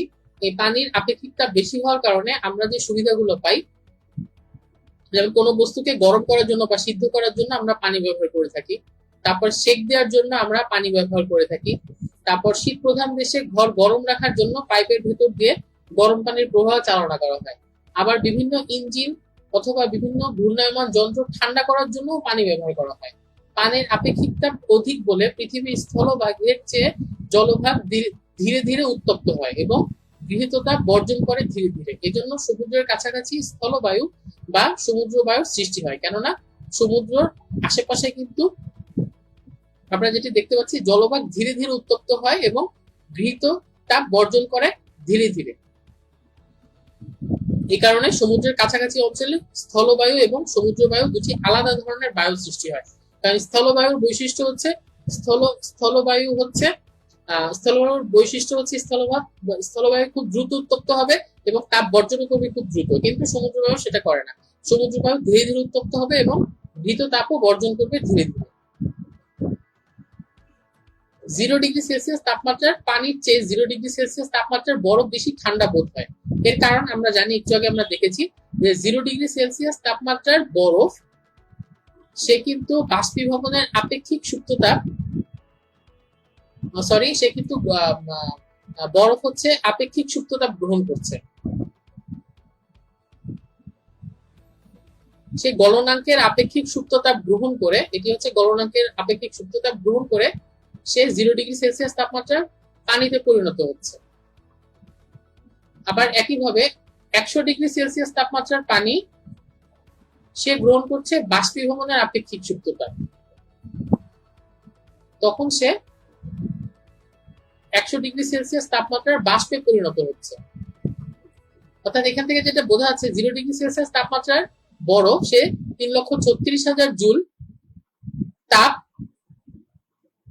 যেটি হচ্ছে গলনাঙ্কের আপেক্ষিক সুপ্ততাপ, সেটি গ্রহণ করে পানিতে পরিণত হচ্ছে। অর্থাৎ আমরা যদিও 0°C তাপমাত্রার বরফ এবং 0°C তাপমাত্রার পানি উভয়ের তাপমাত্রা এক, কিন্তু বরফ কিন্তু এই পরিমাণ তাপ শক্তি বরফের সাথে অ্যাড হয়ে, প্রতি কেজি বরফের সাথে অ্যাড হয়ে সেটি পানিতে রূপান্তরিত হয়েছে। এ কারণে বরফ কিন্তু ঠান্ডা থাকবে তুলনামূলক পানির চেয়ে। আর পানি যেহেতু 3,36,000 জুল অ্যাড করার পরে তারপর পানিতে পরিণত হচ্ছে, কাজেই পানি কিন্তু বরফের তুলনায় অপেক্ষাকৃত গরম অনুভূত হবে। এ কারণে 0°C তাপমাত্রার পানির চেয়ে 0°C তাপমাত্রার বরফ বেশি ঠান্ডা বোধ হয়। বরফকে বাতাসের ভেতরে রাখলে ধোঁয়া ওঠার কারণ হচ্ছে বাতাসের ভেতরে অনেক জলীয় বাষ্প থাকে। সেই জলীয় বাষ্পগুলো যখন বরফের সংস্পর্শে আসে তখন জলীয় বাষ্পগুলো আস্তে আস্তে শীতল এবং ঘনীভূত হয়ে যায়, এবং শীতল এবং ঘনীভূত হয়ে ছোট ছোট জলকণায় পরিণত হয় এবং বাতাসের মধ্যে ভাসতে থাকে। এ কারণেই আমরা বরফকে যদি বাতাসের ভেতরে রাখি তাহলে আমরা দেখব যে অল্প অল্প ধোঁয়া উঠছে। এবং এটি কিন্তু আসলে মূলত পানির যে ত্রৈধবিন্দু আমরা বলেছিলাম যে 0°C তাপমাত্রাতে পানি কঠিন, তরল এবং বায়বীয় এই তিনটি অবস্থাতেই থাকতে পারে। এই জন্য 0° না, এটি হচ্ছে 273.16 কেলভিন, যেটি হচ্ছে 0.01°C তাপমাত্রা এবং 4.58 মিলিমিটার পারদচাপ। এই 4.58 মিলিমিটার পারদচাপে এই 0.01°C তাপমাত্রার পানি তিনটি অবস্থানে থাকতে পারে। আমরা কিন্তু একটি বরফকে দেখলে এটি বুঝতে পারি। আমরা যদি একটি বরফ থাকে এখানে 0.01°C তাপমাত্রায়, যেটি হবে সেটি হচ্ছে 0°C তাপমাত্রা থেকে বেশি হওয়ার কারণে এখানে কিছুটা বরফ গলে পানি উৎপন্ন হবে এবং আমার এখানে যে বরফ থেকে ধোঁয়া উঠতে থাকবে, কেননা তার আশেপাশে যে জলীয় বাষ্পগুলো ছিল সেগুলো শীতল হয়ে ঘনীভূত হয়ে ছোট ছোট জলকণায় পরিণত হয় এবং বাতাসের ভেতরে ভাসতে থাকে, তখন আমরা সেই ধোঁয়া দেখতে পারবো। অর্থাৎ এই তাপমাত্রাতে কিন্তু পানি তিনটি দশাতেই সহ অবস্থান করতে পারছে। আরেকটি ঘটনা হচ্ছে ধাতব কলসির পানি অপেক্ষা মাটির কলসিতে পানি রাখা বেশি সুবিধাজনক। আমরা গ্রামে গঞ্জে গেলে দেখবো যে সেখানে কিন্তু পানি বেশিরভাগ সময়ই মাটির কলসিতে রাখা হয়, ধাতব কলসিতে রাখা হয় না। মাটির কলসিতে রাখলে যেটি সুবিধা পাওয়া যায় সেটি হচ্ছে মাটির কলসির গায়ে অসংখ্য ক্ষুদ্র ক্ষুদ্র ছিদ্র থাকে। এসব ছিদ্র দিয়ে পানি কলসির উপরিতলে এসে পৌঁছে এবং পানির বাষ্পায়ন ঘটে। বাষ্পায়নের প্রয়োজনীয় সুপ্ততাপ কলসির পানি হতে গৃহীত হয়। এ কারণে তাপ হারিয়ে কলসির পানি শীতল হয়ে যায়। অন্যদিকে ধাতব কলসিতে কিন্তু কোনো ছিদ্র থাকে না। অর্থাৎ এখানে যেটি বলা হচ্ছে সেটি হচ্ছে আমরা যদি মাটির কলসিতে পানি রাখি, মাটির এখানে অনেক ছোট ছোট পোর অথবা অনেক ছোট ছোট ছিদ্র থাকে মাটির ভেতরে, তো সেই পানি, সেই ছিদ্র দিয়ে পানি বাইরে বাষ্পীভূত হয়ে যাওয়ার একটা সুযোগ থাকে। সে যখন সে বাষ্পীভূত হয়ে যায় খুব অল্প, খুব আস্তে আস্তে, এই ঘটনাটা আসলে শত বাষ্পীভবন বলে। অর্থাৎ আমরা যদি এক গ্লাস পানিকে আমরা যদি বাইরে খোলা অবস্থায় রেখে দিই, আমরা কিছুক্ষণ অনেকক্ষণ পরে এসে দেখবো পানি কিছুটা কমে গিয়েছে। এই যে কিছুটা পানি কমে গিয়েছে এটি হচ্ছে শত বাষ্পীভবনের কারণে হয়েছে। শত বাষ্পীভবন হচ্ছে সেই ফেনোমেনা যেটার কারণে পানি একা একা বাষ্পীভূত হয়ে যায়। তো যখন হচ্ছে অর্থাৎ বায়ুমণ্ডল থেকে আপেক্ষিক সুপ্ততাপ, বাষ্পীভবনের আপেক্ষিক সুপ্ততাপ গ্রহণ করে সে একা একা বায়ুমণ্ডলে বাষ্পীভূত হয়ে চলে যাচ্ছে। এখানেও তাই হয়। মাটির কলসির ক্ষেত্রে পানি আপেক্ষিক সুপ্ততাপ ভেতরের পানি থেকে গ্রহণ করে সে কিছু পরিমাণ পানি, খুব অল্প পরিমাণ পানি বাষ্পীভূত হয়ে যায়। কিন্তু এই যে ভেতর থেকে যে আপেক্ষিক সুপ্ততাপ গ্রহণ করে এই কারণে ভেতরের পানি ঠান্ডা হয়ে যায় এবং এই কারণে মাটির কলসিতে পানি রাখলে আমরা ঠান্ডা পানি পান করতে পারি, কিছুটা ঠান্ডা, ফ্রিজের মতো তো ঠান্ডা হবে না কিন্তু মোটামুটি ঠান্ডা হয়ে যায়। এবার আমরা দেখব তাপ সঞ্চালনের বিভিন্ন প্রক্রিয়া সম্পর্কে। প্রথমে আসা যাক, তাপ সঞ্চালিত হতে পারে এরকম পদার্থকে আমরা কয় ভাগে ভাগ করতে পারি। কিছু হচ্ছে সুপরিবাহী এবং কিছু হচ্ছে কুপরিবাহী, আরেকটি আছে যেটি হচ্ছে আদর্শ কৃষ্ণ বস্তু। সুপরিবাহী হচ্ছে যে সমস্ত পদার্থের ভেতর দিয়ে তাপ সহজে পরিবাহিত হতে পারে। যেমন আমি যদি হাতে একটা লোহা ধরে রাখি, লোহার এক প্রান্তে যদি আগুন ধরানো হয়, কিছুক্ষণের মধ্যে, খুব অল্প সময়ের মধ্যে আমি সেই লোহাটি আর ধরে রাখতে পারবো না, কেননা লোহা তাপের খুবই সুপরিবাহী এবং সেই আগুনের তাপটা, যদিও আগুন অনেক দূরে থাকবে, এই যে মনে করেন একটা লোহা, এই লোহার এখানে আগুন ধরিয়েছি কিন্তু তাপ পরিবাহিত হয়ে আমার আঙুলের এখানে চলে আসবে এবং আমি ধরে রাখতে পারবো না, আমি ছেড়ে দেবো। কিন্তু একই জিনিস যদি আমি কাগজের ক্ষেত্রে ধরি, আমি একটি কাগজ ধরে রাখি এবং এখানে আগুন ধরে রাখি, একদম আগুনটা একদম আমার হাতের কাছে আসার আগ পর্যন্ত কিন্তু আমি কাগজটা ধরে রাখতে পারবো, কারণ কাগজ হচ্ছে তাপের কুপরিবাহী, অর্থাৎ কাগজ দিয়ে তাপ সহজে পরিবাহিত হতে পারে না। তাহলে সুপরিবাহী হচ্ছে যে সমস্ত পদার্থের মধ্যে দিয়ে তাপ সহজে পরিবাহিত হতে পারে, তাদেরকে বলা হচ্ছে সুপরিবাহী পদার্থ, যেমন লোহা, তামা, অ্যালুমিনিয়াম ইত্যাদি। আর কুপরিবাহী হচ্ছে যে সমস্ত পদার্থের ভেতর দিয়ে তাপ সহজে পরিবাহিত হতে পারে না, তাদেরকে বলা হচ্ছে কুপরিবাহী পদার্থ, যেমন তুলা, কাঁচ, পশম ইত্যাদি। আরেক ধরনের বস্তু যেটি, সেটি হচ্ছে আদর্শ কৃষ্ণ বস্তু বা আদর্শ কালো বস্তু। সেটি হচ্ছে তার উপরে যে পরিমাণ তাপ বিকীর্ণ হয় তার প্রায় সম্পূর্ণটাই সে শোষণ করে ফেলে এবং কোনো তাপই আর সে বিকিরিত করছে না, তাদেরকে বলা হচ্ছে আদর্শ কৃষ্ণ বস্তু। যেমন ভূষা কয়লা, যেটি হচ্ছে 95% তাপ শোষণ করে নেয়, অথবা কালো প্লাটিনাম, সেটি 94% তাপ শোষণ করে নেয়, অথবা আমাদের যে অনেক ক্ষেত্রে আমরা দেখবো যে হাঁড়ি পাতিল রান্না করতে করতে কালো হয়ে যায়, এটি কিন্তু আসলে কালো হয়ে গেলে ফেলে দেওয়া ঠিক না, এটি কিন্তু আরো বেশি তাপ শোষণ করতে পারে। অর্থাৎ কালো হয়ে যাওয়া হাঁড়ি পাতিলে রান্না করলে কিন্তু আমরা আরো বেশি তাপ পেতে পারি। এর কারণ ওই হাঁড়ি পাতিলে যে কালো জায়গাটা থাকে, সেই জায়গাটা আদর্শ কৃষ্ণ বস্তু হিসাবে কাজ করে এবং সে তার উপরে বিকীর্ণ তাপের 90 ভাগের বেশি, অনেক বেশি, 95 ভাগ বা তার বেশি তাপমাত্রা সে শোষণ করে নেয়। এখন আমরা দেখবো তাপ কি কিভাবে সঞ্চালিত হতে পারে। মোটামুটি তাপ 3 ভাবে প্রবাহিত হয় এক বস্তু থেকে অন্য বস্তুতে। একটি হচ্ছে তাপের পরিবহন, একটি হচ্ছে তাপের পরিচলন, একটি হচ্ছে তাপের বিকিরণ। প্রথমে আসা যাক তাপের পরিবহন কি। তাপের পরিবহনে যেটি হয় সেটি হচ্ছে পদার্থের অণুগুলো স্থান পরিবর্তন করে না, শুধু এই তাপ শক্তি স্পন্দনের মাধ্যমে এক অণু থেকে অন্য অণুতে সঞ্চালিত হয়। যেমন রোদ্রে যদি আমরা এক টুকরো লোহাকে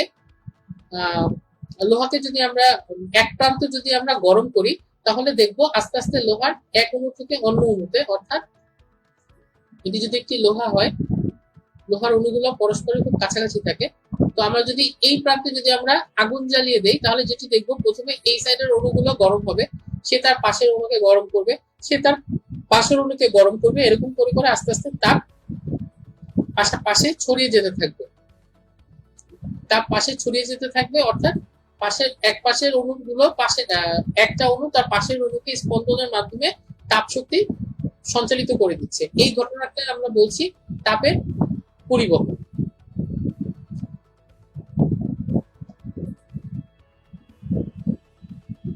রান্নার কাজে অ্যালুমিনিয়ামের পাত্র বেশি সুবিধাজনক, কারণ অ্যালুমিনিয়াম তাপের সুপরিবাহী পদার্থ, কাজেই অ্যালুমিনিয়ামের পাত্র যদি তাপ প্রয়োগ করা হয় তাহলে তাপের প্রায় সম্পূর্ণ অংশ পাত্রের খাদ্যদ্রব্যে সঞ্চালিত হয় এবং খাদ্যদ্রব্য তাড়াতাড়ি শীতল হয়। তারপর চা পানের জন্য ধাতব পেয়ালার চেয়ে চীনামাটির পেয়ালা বেশি সুবিধাজনক, কারণ হচ্ছে চীনামাটির পেয়ালা কিন্তু তাপের কুপরিবাহী। চীনামাটির পেয়ালা তাপের কুপরিবাহী হওয়ার কারণে আমাদের চাটা খুব তাড়াতাড়ি, কিন্তু আমরা দেখবো যে আমি ধরলাম চীনামাটির পাত্রে, ভেতরে চা অনেক গরম, কিন্তু চীনামাটির পাত্রটা অথবা সিরামিকের যে কাপগুলো থাকে সেগুলাতে তাপ গরম হবে না, কারণ তাদের ভিতর দিয়ে তাপ সহজে পরিবাহিত হতে পারে না। এই জন্য তখন দুটি সুবিধা আমি পাবো, এক হচ্ছে গরম চা ধরে রাখতে পারবো হাতে, সমস্যা হবে না, আর দ্বিতীয় হচ্ছে ভেতরে যে গরম চা সে তাপ পরিবাহিত করে বা সঞ্চালিত করে ঠান্ডা হয়ে যাবে না, চাটা অনেকক্ষণ গরম থাকবে। এই কারণে আমরা চা কিন্তু আমরা ধাতব পেয়ালায় খাই না, চা আমরা বেশিরভাগ সময় চীনামাটির পাত্র বা সিরামিকের পাত্র এগুলোতে খাই। তারপরে যদি মাছের বাজারে যাওয়া হয় তাহলে দেখা যাবে যে বরফগুলোকে কাঠের গুঁড়াতে ঢেকে রাখা হচ্ছে, কারণ হচ্ছে কাঠের গুঁড়াগুলো তাপ কুপরিবাহী, কাজেই যে বরফগুলো আছে সেটি সহজে তাপ বিকিরিত করতে পারবে না, অথবা বাইরে থেকে যে সূর্যের আলো পড়বে বা বাইরে থেকে যে তাপমাত্রা আসবে সেটি কাঠ ভেদ করে বরফে সহজে যেতে পারবে না। এ কারণে বরফ অনেকক্ষণ পর্যন্ত বরফ গলবে না। এজন্য বরফকে কাঠের গুঁড়া দিয়ে ঢেকে রাখা হয়। এবার আমরা দেখব তাপের পরিচলন কি। পদার্থের অণুগুলোর চলাচল দ্বারা উষ্ণতর অংশ থেকে শীতলতর অংশে তাপ সঞ্চালিত হওয়ার পদ্ধতি হচ্ছে তাপের পরিচলন। অর্থাৎ এক্ষেত্রে আগে আমরা পরিবহনে যেটি দেখেছি যে অণুগুলো কিন্তু স্থানান্তরিত হয় না, শুধুমাত্র পাশের অণুকে সে শক্তিটা সঞ্চালিত করে দিচ্ছে স্পন্দন আকারে। কিন্তু পরিচলন পদ্ধতিতে যেটি হয় সেটি হচ্ছে পদার্থের অণুগুলোর চলাচল হয়, এবং পদার্থের অণুগুলো চলাচল করে কোথা থেকে কোথায়? উষ্ণতর অংশ থেকে শীতলতর অংশে, এবং এভাবে করে তাপ সঞ্চালিত হয়। যেমন আমরা যদি একটি কাচের পাত্রে কিছুটা রং মিশিয়ে পাত্রের নিচে তাপ দেই, তাহলে দেখবো পাত্রের তলা থেকে রঙিন পানির স্রোত উপরের দিকে উঠে যায় এবং পাত্রের দেয়াল বেয়ে একটি বর্ণহীন স্রোত নিচের দিকে নেমে আসে। অর্থাৎ সেখান থেকে আমরা বুঝতে পারি যে নিচে যখন আমি তাপ দিচ্ছি, নিচে যে উত্তপ্ত অণু আছে সেগুলো হালকা হয়ে উপরের দিকে উঠে যাচ্ছে, এবং সেগুলোর ভেতরে কিন্তু অনেক বেশি তাপমাত্রা থাকে, এবং সেটি উপরে চলে যাচ্ছে যখন, তখন সে তাপমাত্রাটা উপরের দিকে নিয়ে যাচ্ছে। অর্থাৎ এখানে অণুগুলার অবস্থানের পরিবর্তনের কারণে তাপ সঞ্চালিত হচ্ছে।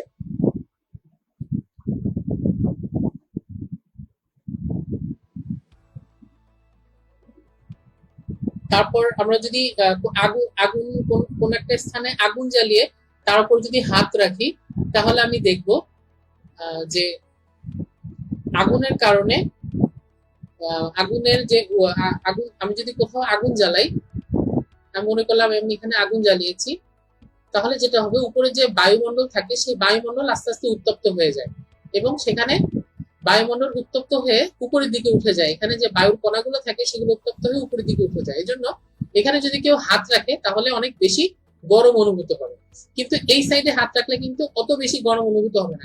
কারণ হচ্ছে বায়ুগুলো আস্তে আস্তে গরম হয়ে কিন্তু সরাসরি ডিরেক্ট উপরের দিকে উঠে যাচ্ছে। এই জন্য আগুনের উপরে রাখলে আমাদের হাতটা বেশি গরম অনুভব করবো হাতে। এছাড়াও কাচের ঘর সবসময় গরম থাকে, কারণ কাচ হচ্ছে তাপের কুপরিবাহক। আমরা জানি এই এই শর্তটির উপরে ভিত্তি করে কিন্তু গ্রিন হাউস বানানো হয়। গ্রিন হাউস হচ্ছে কাচ কাচ ঘেরা ঘর, যেটার ভেতরে তাপমাত্রা সবসময় বাইরের থেকে বেশি থাকে, এবং গ্রিন হাউসের মাধ্যমে শীত প্রধান দেশে সবজি বা এই ধরনের ফসল সবজি অথবা এই ধরনের বিভিন্ন ধরনের প্লান্ট, উদ্ভিদ এগুলো চাষ করা হয়। কেননা কাচের ভেতর দিয়ে, কাচ হচ্ছে তাপের কুপরিবাহক, কাচের ভেতরে একবার যখন অনেক কাচের ভেতরে যখন তাপ ভেতরে প্রবেশ করার পরে যখন বিকৃত হয়ে তরঙ্গ দৈর্ঘ্য বড় হয়ে যায়, তখন আর কাচ দিয়ে বের হয়ে যেতে পারে না। অর্থাৎ যখন অনেক, এবং এখানে একটা কথা বলে থাকি সেটি হচ্ছে তাপমাত্রা এবং তরঙ্গ দৈর্ঘ্য এটি একে অপরের ব্যস্তানুপাতিক। অর্থাৎ তাপ যখন অনেক বেশি হবে তরঙ্গ দৈর্ঘ্য তখন কম হবে। যখন অনেক বেশি তাপের, যেমন সূর্য থেকে যখন তাপ পৃথিবীতে আসছে তখন এর তাপমাত্রা অনেক বেশি থাকছে।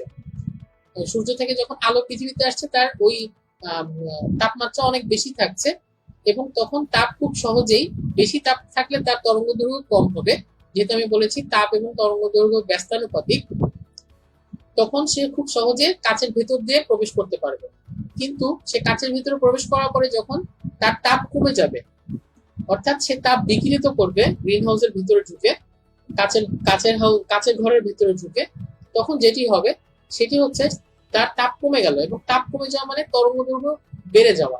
এবং যখন তার, কেননা এরা পরস্পরের ব্যস্তানুপাতিক, যখন তরঙ্গ দৈর্ঘ্য বেড়ে যাবে তখন কিন্তু আর সেই কাচ দিয়ে তাপটা আর বাইরে যেতে পারবে না, কারণ কাচের ভেতরে ক্ষুদ্র তরঙ্গ দৈর্ঘ্যের তাপ ভেতরে প্রবেশ করতে পারে, কিন্তু বেশি তরঙ্গ দৈর্ঘ্যের তাপ ভেতরে বাইরে যেতে পারে না। এই কারণে কাচের ভেতরে সেই তাপটি আটকা পড়ে থাকবে। এ কারণে বলা হচ্ছে কাচ হচ্ছে তাপের কুপরিবাহী।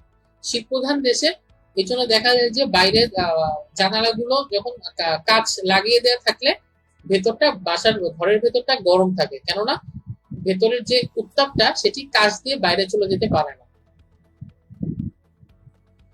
মেঘলা রাত্রি মেঘহীন রাত্রি অপেক্ষা অধিকতর গরম, কারণ সৌরতাপে ভূপৃষ্ঠ দিনের বেলায় উত্তপ্ত হয় এবং রাতের বেলায় তাপ বিকিরণ করে। ভূপৃষ্ঠের এই তাপ বিকিরণ যত বেশি হয় ভূপৃষ্ঠ তত বেশি শীতল হয়। এ কারণে যেহেতু ভূপৃষ্ঠ যখন তাপ বিকিরণ করছে তখন সেটি শীতল হয়ে যাচ্ছে, অর্থাৎ এই যে আমি মনে করি যে পৃথিবীর মাটি থেকে তাপ বিকিরিত হয়ে চলে যাচ্ছে, তখন পৃথিবী আস্তে আস্তে শীতল হয়ে যাচ্ছে। এখন আমার যদি আকাশে অনেক মেঘ থাকে তাহলে যেটা হবে, সেই তাপটা কিন্তু আর পৃথিবীর বায়ুমণ্ডল থেকে বাইরে যেতে পারছে না, মেঘের কারণে ভেতরে আটকা পড়ে আছে। এই জন্য মেঘহীন রাত্রি অপেক্ষা অধিকতর গরম অনুভূত হয়। আর মেঘহীন থাকলে যেহেতু কোনো বাধা নেই, তাপটা খুব সহজে বিকৃত হয়ে বাইরে চলে যাচ্ছে।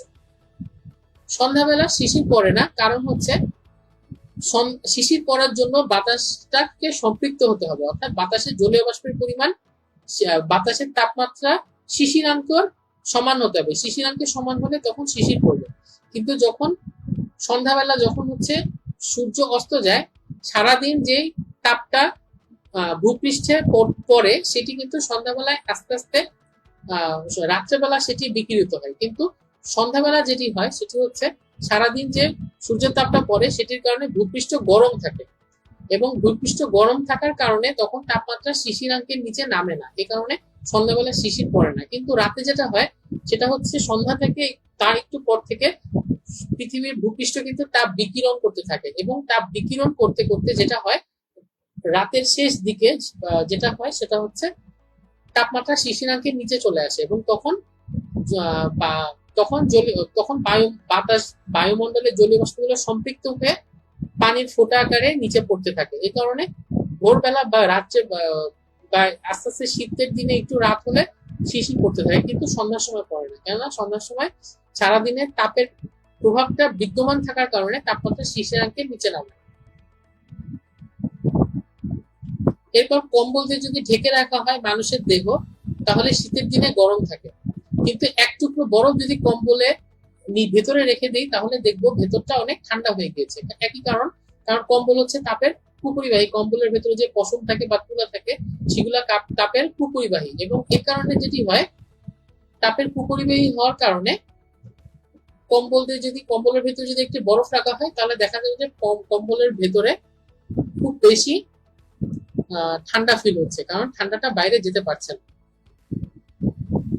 এরপর আমরা দেখবো তাপের তৃতীয় পদ্ধতি সঞ্চালিত হওয়ার, সেটি হচ্ছে তাপের বিকিরণ। তাপের পরিবহনে আমরা দেখেছি মাধ্যমের সঞ্চালন হয় না, কিন্তু অণুগুলো একটি অণু তার পাশের অণুকে তাপটা পরিবহন করে দিচ্ছে। আর পরিচলনের ক্ষেত্রে দেখেছি যে যেই অণুটা গরম হয়ে যাচ্ছে সেটি নিজেই স্থান পরিবর্তন করে শীতলতর স্থানে গিয়ে তাপটা সঞ্চালিত করছে। আর তাপের বিকিরণের ক্ষেত্রে আমরা দেখবো কোনো মাধ্যম ছাড়াই, কোনো জড় মাধ্যম ছাড়া তাড়িৎচুম্বক তরঙ্গের আকারে উষ্ণ বস্তু থেকে শীতল বস্তুতে তাপ সঞ্চালিত হওয়ার পদ্ধতি হচ্ছে তাপের বিকিরণ। যেমন সূর্য থেকে যে তাপটা আসে সেটি কিন্তু কোনো জড় মাধ্যম দিয়ে আসে না, সেটি সরাসরি আসে এবং সেটি হচ্ছে বিকিরণ। তাড়িৎচুম্বক তরঙ্গের আকারে তাপ পৃথিবীতে আসছে, অথবা পৃথিবী ভূপৃষ্ঠ যখন তাপ বর্জন করে দিচ্ছে। একইভাবে বিকিরণ পদ্ধতিতে কোনো মাধ্যমের সাহায্য ছাড়া তাড়িৎচুম্বক তরঙ্গের আকারে তাপ বর্জন করে দিচ্ছে অথবা তাপ গ্রহণ করছে, এই ঘটনাটিকে বলা হচ্ছে তাপের বিকিরণ। কালিমাখা পুরাতন পাত্রে তাড়াতাড়ি পানি ফোটানো যায়, আগেই বলেছিলাম, কেননা কালিমাখা পাত্রের ভেতরে ওইটি হচ্ছে আদর্শ কৃষ্ণবস্তু হিসাবে কাজ করে, এবং এ কারণে সে তার যতটুকু তাপ দেওয়া হয় তার 95% বেশি সে শোষণ করে ফেলে, এবং এ কারণে পাত্রটি অনেক বেশি গরম হয় এবং এর ভেতরে যে পানি থাকে সেটিও তাড়াতাড়ি গরম হয়ে যায়। এবার আমরা কিছু তাপীয় যন্ত্র অথবা হিট ইঞ্জিন সম্পর্কে আমরা জানবো। যে যন্ত্র তাপ শক্তিকে যান্ত্রিক শক্তিতে রূপান্তরিত করে তাকে বলা হচ্ছে তাপ ইঞ্জিন, অর্থাৎ যে যন্ত্র তাপ শক্তিকে যান্ত্রিক শক্তিতে রূপান্তর করছে। যেমন petrol engine, diesel engine, gas engine, এগুলোতে যেটা হচ্ছে পেট্রোল ভিতরে পুড়ছে এবং পেট্রোল পোড়ার কারণে যে তাপ সৃষ্টি হচ্ছে সেই তাপটাকে দিয়ে আমি চাকা ঘুরাচ্ছি, অর্থাৎ যান্ত্রিক শক্তিতে রূপান্তরিত করে ফেলছি। এই তাপ ইঞ্জিন দুই ধরনের হয়, একটি হচ্ছে অন্তর্দহ ইঞ্জিন, আরেকটি হচ্ছে বহির্দহ ইঞ্জিন। এই যে আমরা যে পোড়ানোর কাজটা করছি সেটা যদি ইঞ্জিনের ভেতরে ঘটে, অর্থাৎ যে ইঞ্জিনের দহন ক্রিয়া ইঞ্জিনের মূল অংশের ভেতরে ঘটবে তাদেরকে আমি বলছি অন্তর্দহ ইঞ্জিন। যেমন আমাদের গাড়ির পেট্রোল ইঞ্জিন, এই গাড়ির পেট্রোল ইঞ্জিন অথবা মোটরসাইকেলের ইঞ্জিন, এগুলোতে কিন্তু আমরা যে তেলটা ভিতরে দিচ্ছি, তেল ভেতরেই পুড়ছে, আমরা এটা বাইরের থেকে দেখতে পাচ্ছি না। কিন্তু যেটি বহির্দহ ইঞ্জিন, সেই ইঞ্জিনের দহন ক্রিয়া ইঞ্জিনের মূল অংশের বাইরে ঘটে, যেমন বাষ্পীয় ইঞ্জিন অর্থাৎ স্টিম ইঞ্জিন। আমরা অনেক পুরাতন অনেক ট্রেন দেখবো, স্টিম ইঞ্জিনের ট্রেন, সেই ট্রেনগুলোতে আমরা দেখবো ট্রেনের যে জ্বালানি বা কয়লা, সেটি ট্রেনের বাইরে আলাদা বড় একটি কম্পার্টমেন্টের ভেতরে আলাদাভাবে পোড়ানো হচ্ছে এবং সেখান থেকে স্টিম গিয়ে যান্ত্রিক শক্তিতে রূপান্তরিত হচ্ছে। এই ধরনের ইঞ্জিন গুলাকে বলা হচ্ছে বহির্দহ ইঞ্জিন। এখন আমরা অন্তর্দহ ইঞ্জিনের একটা খুব কমন একটা সংস্করণ, যেটি হচ্ছে পেট্রোল ইঞ্জিন, সেটি সম্পর্কে জানবো। পেট্রোল ইঞ্জিন এক ধরনের অন্তর্দহ তাপীয় ইঞ্জিন। মোটর গাড়ি, লঞ্চ, এরোপ্লেন ইত্যাদিতে পেট্রোল ইঞ্জিন ব্যবহার করা হয়। পেট্রোল ইঞ্জিনের কার্বুরেটরে পেট্রোলকে বাষ্পে পরিণত করে। এই বাষ্পকে যথাযথ অনুপাতে বায়ুর সাথে মেশানো হয় এবং এই মিশ্রণ পেট্রোল ইঞ্জিনের জ্বালানি হিসাবে কাজ করে। পেট্রোল ইঞ্জিনের স্পার্ক প্লাগ বিদ্যুতের স্ফুলিঙ্গের সাহায্যে পেট্রোল ও বায়ুর মিশ্রণে আগুন ধরায়। এক্ষেত্রে প্রায় 2000°C তাপমাত্রার সৃষ্টি হয়। একটু পরে আমরা একটা পেট্রোল ইঞ্জিনের কার্বুরেটর দেখবো। অর্থাৎ এই পেট্রোল ইঞ্জিনের কার্বুরেটর যেটা করছে সেটা হচ্ছে পেট্রোলের কার্বুরেটরের ভিতরে পেট্রোলকে পোড়ানো হচ্ছে এবং তখন পেট্রোল বাষ্পে পরিণত হচ্ছে। এই বাষ্পকে বায়ুর সাথে যথাযথ অনুপাতে মেশানো হচ্ছে এবং এই মিশ্রণটাই ইঞ্জিনের জ্বালানি হিসাবে কাজ করছে। এবং এটার ভিতরে একটা স্পার্ক প্লাগ থাকে, যেটি দ্বারা বিদ্যুতের স্ফুলিঙ্গ তৈরি করা হয় এবং সেই স্ফুলিঙ্গের সাহায্যে পেট্রোল এবং বায়ুর মিশ্রণে আগুন ধরে যায় এবং তখন এখানে দহন হয় এবং সেই দহনের কারণেই তাপ শক্তি যান্ত্রিক শক্তিতে রূপান্তরিত হয়। তখন ইঞ্জিনের ভিতরে প্রায় 2000°C তাপমাত্রা সৃষ্টি হয়। ডক্টর অটো প্রথম 1886 সালে পেট্রোল ইঞ্জিন আবিষ্কার করেন। এর জন্য কিন্তু আমরা এখনো গাড়িকে কিন্তু অটো বলা হয়। এখানে আমরা একটা কার্বুরেটরকে দেখছি। কার্বুরেটরের প্রধান কাজ হচ্ছে জ্বালানির সাথে বায়ুর মিশ্রণ করা। কার্বুরেটরে উচ্চ চাপে জ্বালানি প্রবাহিত হওয়ার সময় বাষ্পে পরিণত হয়। এই বাষ্প উপযুক্ত পরিমাণ বায়ুর সাথে মিশে বিস্ফোরক দ্রব্যে পরিণত হয়, যা ইঞ্জিনকে চলতে সাহায্য করে। পেট্রোল ইঞ্জিনে কার্বুরেটর থাকে, যেমন প্রত্যেকটা মোটরসাইকেলে কিন্তু আমরা এই জিনিসটা দেখতে পারি। কার্বুরেটর, যেগুলো কার্বুরেটর ইঞ্জিন থাকে সেখানে আমরা এই জিনিসটা দেখতে পারি। কার্বুরেটরে যেটা হয় সেটা হচ্ছে কার্বুরেটরের ভিতরে জ্বালানি বাষ্পের সাথে একসাথে মিশে এবং স্পার্ক প্লাগ দিয়ে আমরা ভেতরে স্ফুলিঙ্গ তৈরি করে সেখানে আমরা জ্বালানি এবং বাষ্পকে দহন করাই এবং সেখান থেকেই কিন্তু শক্তি তৈরি হচ্ছে, শক্তি উৎপন্ন হচ্ছে, তাপ শক্তি। এবার আমরা দেখবো রেডিয়েটর কি। রেডিয়েটর হচ্ছে ইঞ্জিনকে ঠান্ডা করার একটা যন্ত্র। আমরা প্রত্যেকটা গাড়ি খুললে কিন্তু গাড়ির ভিতরে এই জিনিসটা দেখতে পাবো। এখানে এই যে এখানে একটা এয়ার ফিল্টার আছে এবং এখানে হচ্ছে রেডিয়েটরের যে কুলিং যে ম্যাটেরিয়াল, কুলিং যে লিকুইডটা সেটা এখানে ভরতে হয়। এই জায়গাটাতে কুলিং লিকুইডটা ভরতে হয় এবং এটি সাধারণত গাড়িগুলোর সামনের বনেট খুললে আমরা এই জিনিসগুলো দেখতে পাই। এই রেডিয়েটরের কাজ হচ্ছে ইঞ্জিনকে ঠান্ডা করা।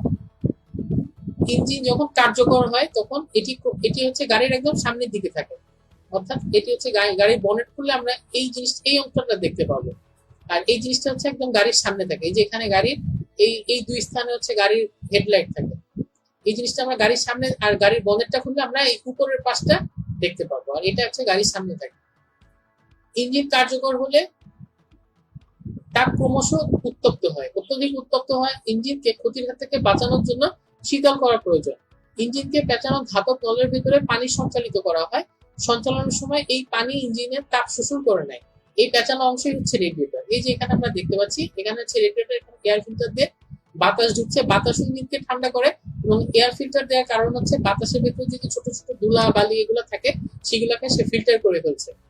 আর এখানে রেডিয়েটরের ভিতর থেকে অনেক পুরাতন ইঞ্জিন যেগুলো, সেগুলোতে পানি ঢালা হয়, আর যেগুলো নতুন ইঞ্জিন সেগুলোতে বিভিন্ন ধরনের লিকুইড কুলিং পদার্থ পাওয়া যায়, সেগুলো ঢালা হয় এবং সেগুলো এই পাইপের ভেতর দিয়ে গিয়ে ইঞ্জিনকে আস্তে আস্তে ঠান্ডা করে। এটি হচ্ছে রেডিয়েটরের কাজ। এখন আমরা দেখব তাপীয় যন্ত্র, অর্থাৎ এই যে পেট্রোল ইঞ্জিন আমরা দেখেছি যেটি আবিষ্কার করেছিল ডক্টর ওটো, সেটি কিভাবে কাজ করে। এই একটা পেট্রোল ইঞ্জিন অথবা একটা তাপ ইঞ্জিনের কাজ করা টোটাল 4টা ভাগে বিভক্ত করা হয়। এই চারটা ভাগ হচ্ছে গ্রহণ ঘাত, গ্রহণ গ্রহণ ঘাত, সংকোচন ঘাত, কার্যকর ঘাত এবং নিঃসরণ ঘাত। এই চারটি ঘাত নিয়ে আমাদের যে একটি পূর্ণ চক্র সম্পূর্ণ হয় তাকে বলা হচ্ছে অটো চক্র। স্বভাবতই এটি যে আবিষ্কার করেছে বিজ্ঞানী অটো, তার নাম অনুসারে এটির নাম করা হয়েছে অটো চক্র। অটো চক্র যে পেট্রোল ইঞ্জিন হচ্ছে একটি চতুর্ঘাত ইঞ্জিন। দহন কক্ষে একবার বায়ু মিশ্রিত পেট্রোল প্রবেশ করলে পিস্টনটি দুইবার বাইরের দিকে এবং দুইবার ভিতরের দিকে চলে একটি পূর্ণ চক্র সম্পূর্ণ করে। এই জন্য পেট্রোল ইঞ্জিনকে চতুর্ঘাত ইঞ্জিন বলে। এখন আমরা অটো চক্রের ঘাতগুলো দেখব। প্রথম ঘাত হচ্ছে গ্রহণ ঘাত। আমরা এখানে দেখতে পাচ্ছি এই যে প্রথম ঘাত, এখানে পেট্রোলটা এখান দিয়ে কিন্তু এসে ইঞ্জিনের ভিতর ঢুকছে। এই যে পেট্রোলটা এখানে এসে ইঞ্জিনের ভিতর ঢুকলো। এবার ইঞ্জিনটা এখান থেকে বায়ু নিয়ে এই পেট্রোল জ্বালানিটাকে, এই যে দ্বিতীয় ধাপে জ্বালানিটাকে কম্প্রেস করে দিচ্ছে। অর্থাৎ প্রথম ধাপে যেটা হচ্ছে পেট্রোল এখানে ঢুকছে এবং তারপরে দ্বিতীয় ধাপে যেটি হচ্ছে, অর্থাৎ প্রথম ধাপে পেট্রোল ঢুকছে, এটাকে আমরা বলছি গ্রহণ ঘাত। দ্বিতীয়টা হচ্ছে সংকোচন ঘাত। এই যে দ্বিতীয় ধাপে ইঞ্জিনটা সংকুচিত হয়ে পেট্রোলটাকে সংকুচিত করে দিচ্ছে, এটাকে বলছে সংকোচন ঘাত। তৃতীয়টা হচ্ছে কার্যকর ঘাত। আমরা দেখছি তৃতীয় ধাপে যে একটি স্পার্ক প্লাগ, এই যে এখানে স্পার্ক প্লাগটি আছে, এই যে এখানে স্পার্ক প্লাগ দিয়ে আমরা এখানে তৃতীয় ধাপে 1 2 এই যে 3, তৃতীয় ধাপে আমরা এখানে স্পার্ক দিয়ে একটা স্ফুলিঙ্গ সৃষ্টি করছি। এই যে তৃতীয় ধাপে আমরা এখনই দেখব এই যে একটি স্ফুলিঙ্গ সৃষ্টি হলো, তখন এখানে দহন সৃষ্টি হচ্ছে এবং তখন এই দহনের কারণে যেটি হচ্ছে সেটি হচ্ছে এই যে এটি সংকুচিত হয়েছিল, এটাকে দহনের কারণে যে তাপ শক্তি উৎপন্ন হলো, সেই তাপ শক্তিকেই কিন্তু আমরা এই যন্ত্র দিয়ে যান্ত্রিক শক্তিতে রূপান্তরিত করছি। এবং অবশেষে ফাইনালি যেটা নিঃসরণ ঘাত, এখানে দহনের কারণে এই পেট্রোলটা বাষ্পে পরিণত হচ্ছে এবং বাষ্পে পরিণত হওয়ার পরে সে আবার প্রসারিত করে দিচ্ছে এবং এই যে জিনিসটা আবার প্রসারিত হয়ে বাইরে চলে যাচ্ছে এবং এখানে যে দহনকৃত যে বায়ু এবং পেট্রোল যেটি থাকবে সেটি এখান দিয়ে বাইরে নিঃসৃত হয়ে যাচ্ছে। এটি হচ্ছে অটো চক্রের ফুল প্রসেসটা। এবার আমরা জানবো স্থিতিস্থাপকতা নিয়ে। ইলাস্টিসিটি বা স্থিতিস্থাপকতা হচ্ছে কোনো বস্তুর এমন একটা ধর্ম যেটার কারণে বস্তুটা সবসময় একটা নির্দিষ্ট অবস্থায় থাকতে চায়। যেমন আমি যদি বলি একটি রাবারকে যদি আমি দুই সাইড দিয়ে ধরে টানি, তারপর যদি এটাকে ছেড়ে দেই, সেটি আবার কি হবে? সেটি আবার আগের অবস্থায় ফিরে আসবে। অথবা প্লাস্টিকের কোনো একটা খেলনা, সেটাকে যদি আমি বাঁকাই বা একটা কলমকে আমি বাঁকাই, বলটা যদি ছেড়ে দেই সেটি আবার আগের অবস্থায় ফিরে আসে। এই যে বল প্রয়োগে কোনো বস্তুর দৈর্ঘ্য, প্রস্থ বা ক্ষেত্রফল বা আয়তনের পরিবর্তন এবং বলটাকে অপসারণ করে দিলে সেটির আবার আগের অবস্থানে ফিরে আসার যে ধর্ম, সেটিকে বলা হয় স্থিতিস্থাপকতা। প্রথমে আসা যাক স্থিতিস্থাপকতা কাকে বলে। বস্তুর যে ধর্ম, উহার উপর প্রযুক্ত বলের ক্রিয়ায় তার আকার বা আয়তন বা উভয়ের পরিবর্তনের প্রচেষ্টাকে বাধা দেয় এবং প্রযুক্ত বল অপসারণ করলে তার পূর্বের আকার বা আয়তনে ফিরে আসে, তাকে বলা হচ্ছে স্থিতিস্থাপকতা। কোন বস্তুর উপর বল প্রয়োগ করার পরে ওই বল অপসারণ করলে বস্তুটি যদি পূর্ণভাবে পূর্বাবস্থায় ফিরে পায়, তাহলে ওই বস্তুকে আমরা বলবো পূর্ণ স্থিতিস্থাপক বস্তু। বাস্তবে কোনো বস্তুই পূর্ণ স্থিতিস্থাপক নয়। এটির অর্থ হচ্ছে আমরা একটি লোহাকে, যেমন আমরা একটি কলমকে যদি বাঁকা করি অথবা একটি রাবারকে যদি টেনে লম্বা করি, তারপরে যদি আমরা ছেড়ে দেই, সেটি আবার আগের অবস্থায় আসবে। কিন্তু আমরা যদি একদম যদি আমরা খুব সূক্ষ্মভাবে মেজার করে দেখি, আমরা অবশ্যই দেখব যে এটি টানার কারণে রাবারের কিন্তু দৈর্ঘ্যের কিছুটা পার্মানেন্ট বিকৃতি হয়ে গিয়েছে। অর্থাৎ কোনো বস্তুকে আমি বল প্রয়োগ করে তার দৈর্ঘ্য বা প্রস্থ বা যে কোনো একটি ডাইমেনশন যদি আমরা চেঞ্জ করি, বল অপসারণ করলে সেটি আগের অবস্থায় ফিরে আসবে, কিন্তু কখনোই 100% ফিরে আসবে না। আর কোনো বস্তু যদি 100% ফিরে আসতো, তাহলে আমরা তাকে বলতাম পূর্ণ স্থিতিস্থাপক বস্তু। বিকৃতিকারী বল অপসারণের পরে বস্তুর অবস্থা যদি পুনঃপ্রাপ্তি না ঘটে, তাহলে আমরা তাকে নমনীয় বস্তু বলবো। এই বস্তুকে অস্থিতিস্থাপক বস্তুও বলা হয়। অর্থাৎ জিনিসটাকে যদি আমি একবার বাঁকা করে ফেললাম, বাঁকা করার ফলে পরে আমি বল যদি ছেড়ে দিই, সে তার আগের অবস্থানে যদি ফিরে না আসে, অর্থাৎ বস্তুটা তখন হবে সেটি হচ্ছে, তখন এটিকে আমরা বলবো নমনীয় বস্তু। আরেকটি আছে ভঙ্গুর বস্তুর ক্ষেত্রে যেটি হয় সেটি হচ্ছে বস্তুটা কখনোই অবস্থার পরিবর্তন হবে না, অবস্থার পরিবর্তন করতে গেলে সেটি ভেঙে যাবে। অর্থাৎ আমি যেমন রাবারকে আমি সহজে টেনে লম্বা করতে পারি, কিন্তু আমি যদি এই কলমটিকে যদি আমি ওই রাবারের মতো যদি লম্বা করতে চাই, এটি কিন্তু মাঝখান থেকে ভেঙে যাবে। অর্থাৎ রাবারের থেকে এই কলমটার ভঙ্গুরতা বেশি। এবার আমরা জানবো স্থিতিস্থাপকতার সীমা কি। আমরা একটা রাবারকে যদি আস্তে আস্তে টানতে থাকি, টানতে টানতে টানতে টানতে একটা টাইমে সেটি কিন্তু ছিঁড়ে যাবে। অর্থাৎ সর্বোচ্চ যে বলের সীমা, যে বল পর্যন্ত কোন বস্তু স্থিতিস্থাপক থাকে সেটাকে ওই বস্তুর স্থিতিস্থাপক সীমা বলা হয়। স্থিতিস্থাপক সীমার চেয়ে বেশি যদি আমি বল প্রয়োগ করি কোনো বস্তুর উপরে, তাহলে বস্তুটা ভেঙে যাবে। এখন আমরা দেখব স্থিতিস্থাপকের দুটি ইম্পর্টেন্ট টার্ম, এটি হচ্ছে পীড়ন এবং বিকৃতি। এই দুটি কি জিনিস? আমরা এখানে একটা বস্তু যেটির ক্ষেত্রফল আমি ধরলাম এ, এই বস্তুর উপরে যদি আমি এফ বল প্রয়োগ করি, তাহলে এফ বল যদি প্রয়োগ করি, এই যে এখানে খুব ইম্পর্টেন্ট একটা জিনিস, সেটি হচ্ছে এই বস্তুর উপরে আমি যদি এফ বল প্রয়োগ করি, তাহলে এই বস্তুটিও নিউটনের সূত্র অনুযায়ী আমাকে এফ বল ব্যাক দিবে। অর্থাৎ আমি কোন একটা বস্তুকে আমি যদি এফ বল প্রয়োগ করি, এখানে আমি ধরি যে একটি রাবার আছে, আমি এফ বল প্রয়োগ করে সেটিকে চাপিয়ে দিলাম। নিউটনের সূত্র অনুযায়ী এই বস্তুটিও কিন্তু আমাকে একটি এফ বল প্রয়োগ করছে। এই যে বস্তুর প্রতি একক ক্ষেত্রফলে যে পরিমাণ বল সে রেজিস্টিং ফোর্স হিসাবে আমাকে দিচ্ছে, সেটি হচ্ছে পীড়ন। এখন আমি তাকে যে পরিমাণ বল দিব, সে তো আমাকে রেজিস্টিং ফোর্স হিসাবে সেটাই ব্যাক করবে। এই কারণে আমি কখনো আসলে একটা বস্তু আমাকে কি পরিমাণ বল দিচ্ছে সেটা মেজার করতে পারবো না, কিন্তু আমি বস্তুটাকে কি পরিমাণ বল দিচ্ছি সেটা মেজার করতে পারবো। এই কারণে কোন একটা বস্তুর উপরে যে পরিমাণ বল আমি প্রদান করব, সেটি দিয়ে আমি পীড়নকে মেজার করতে পারবো। অর্থাৎ পীড়নের আসল আদর্শ সংজ্ঞা হচ্ছে, কোন বস্তুর উপর যদি আমি বল প্রয়োগ করি, তাহলে সেই বস্তুটি প্রতি একক ক্ষেত্রফলে আমাকে যে বাধা দানকারী বল আমার উপর প্রয়োগ করবে, সেটিকে আমি বলবো পীড়ন।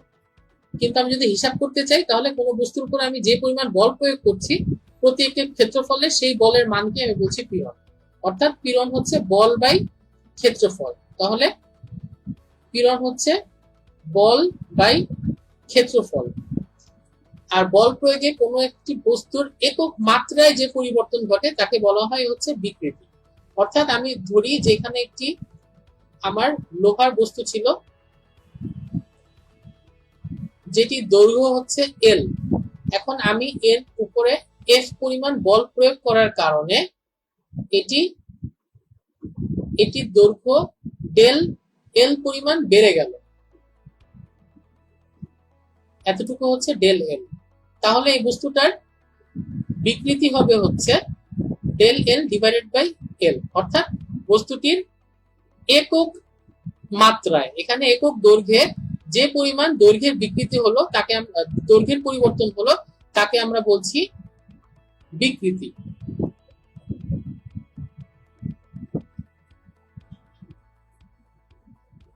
তাহলে আবার যদি আমরা বলি, কোন বস্তুর উপর আমরা যে বল প্রয়োগ করবো, বস্তুটি আবার আমাকে একটা রেজিস্টিং ফোর্স দিবে প্রতি একক ক্ষেত্রফলে, সেই প্রযুক্ত বলের মানকে আমরা বলছি পীড়ন। আর কোন বস্তুর উপর বল প্রয়োগ করা হলে তার যে দৈর্ঘ্যের বা প্রস্থের বা উচ্চতার, অর্থাৎ যে কোনো একটা মাত্রার যে পরিবর্তন ঘটছে প্রতি একক মাত্রায়, সেই পরিবর্তনটিকে আমরা বলবো বিকৃতি।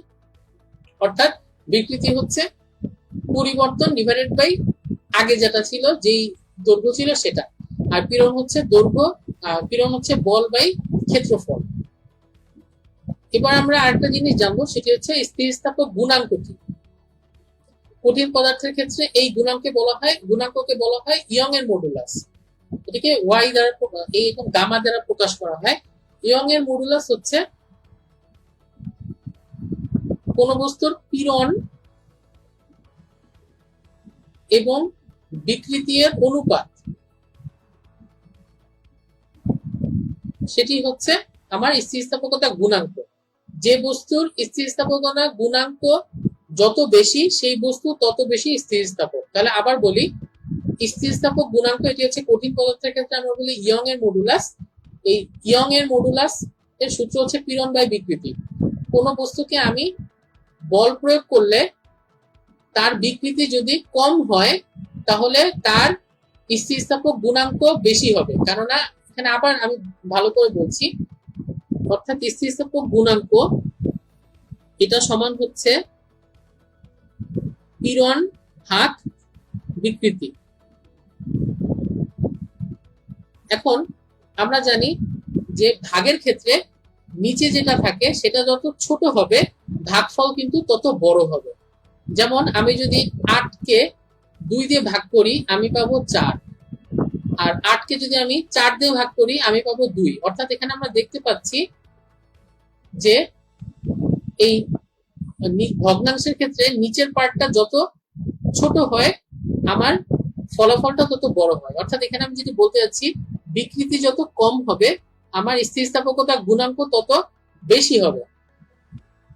তাহলে আমার যদি এখন প্রশ্ন আসে যে ইস্পাত এবং রাবার এদের মধ্যে কে বেশি স্থিতিস্থাপক, খুব স্বভাবতই আমরা যদি মনে করি যে আমি রাবারকে 10 নিউটন বল দিব এবং ইস্পাতকেও 10 নিউটন বল দিব, কার বিকৃতি বেশি হবে? একদম খুব সিম্পল জিনিস, রাবারকে আমি 10 নিউটন বল প্রয়োগ করে যতখানি টেনে বিকৃত করতে পারবো, লোহাকে কিন্তু আমি ওই বল প্রয়োগ করে এত সহজে টেনে বিকৃত করতে পারবো না। অর্থাৎ সমপরিমাণ বলে লোহার বিকৃতি রাবারের তুলনায় কম। এবং এখানে আমরা দেখেছি যে বিকৃতি যাদের কম তাদের স্থিতিস্থাপক গুণাঙ্ক বেশি, অর্থাৎ তাদের স্থিতিস্থাপকতা বেশি। এ কারণে সমপরিমাণ বল প্রয়োগে ইস্পাতের বিকৃতি কিন্তু রাবারের তুলনায় কম হবে। ইস্পাতের বিকৃতি করানো কিন্তু অনেক কঠিন। আমরা ইস্পাতকে যদি টেনে লম্বা করতে চাই আমাকে অনেক বল প্রয়োগ করতে হবে। রাবারের ক্ষেত্রে কিন্তু এটা কোনো কথা না, একটা 10 বছরের বাচ্চাও পারবে রাবারকে টেনে লম্বা করতে। এখান থেকে তাহলে আমরা বুঝতে পারছি যার বিকৃতি কম হবে সে তত বেশি স্থিতিস্থাপক হবে। এই কারণে ইস্পাত হচ্ছে রাবারের চেয়ে বেশি স্থিতিস্থাপক। এভাবে আমি কয়েকটি স্থিতিস্থাপকতার 4টি বস্তুর ক্রম দিয়ে দেই। হীরককে বাঁকাতে অনেক বেশি, হীরককে বিকৃতি ঘটাতে অনেক বেশি শক্তি লাগে। ওই সমপরিমাণ শক্তি প্রদান করলে হীরকের বিকৃতি সবচেয়ে কম হয়, তারপর ইস্পাতে হয়, তারপর রাবার হয়, দস্তার বিকৃতি রাবারের থেকে বেশি হয়। অর্থাৎ আমি এখান থেকে যেটি বলতে চাচ্ছি সেটি হচ্ছে যেই বস্তুর বিকৃতি যত কম তার স্থিতিস্থাপকতা তত বেশি হবে।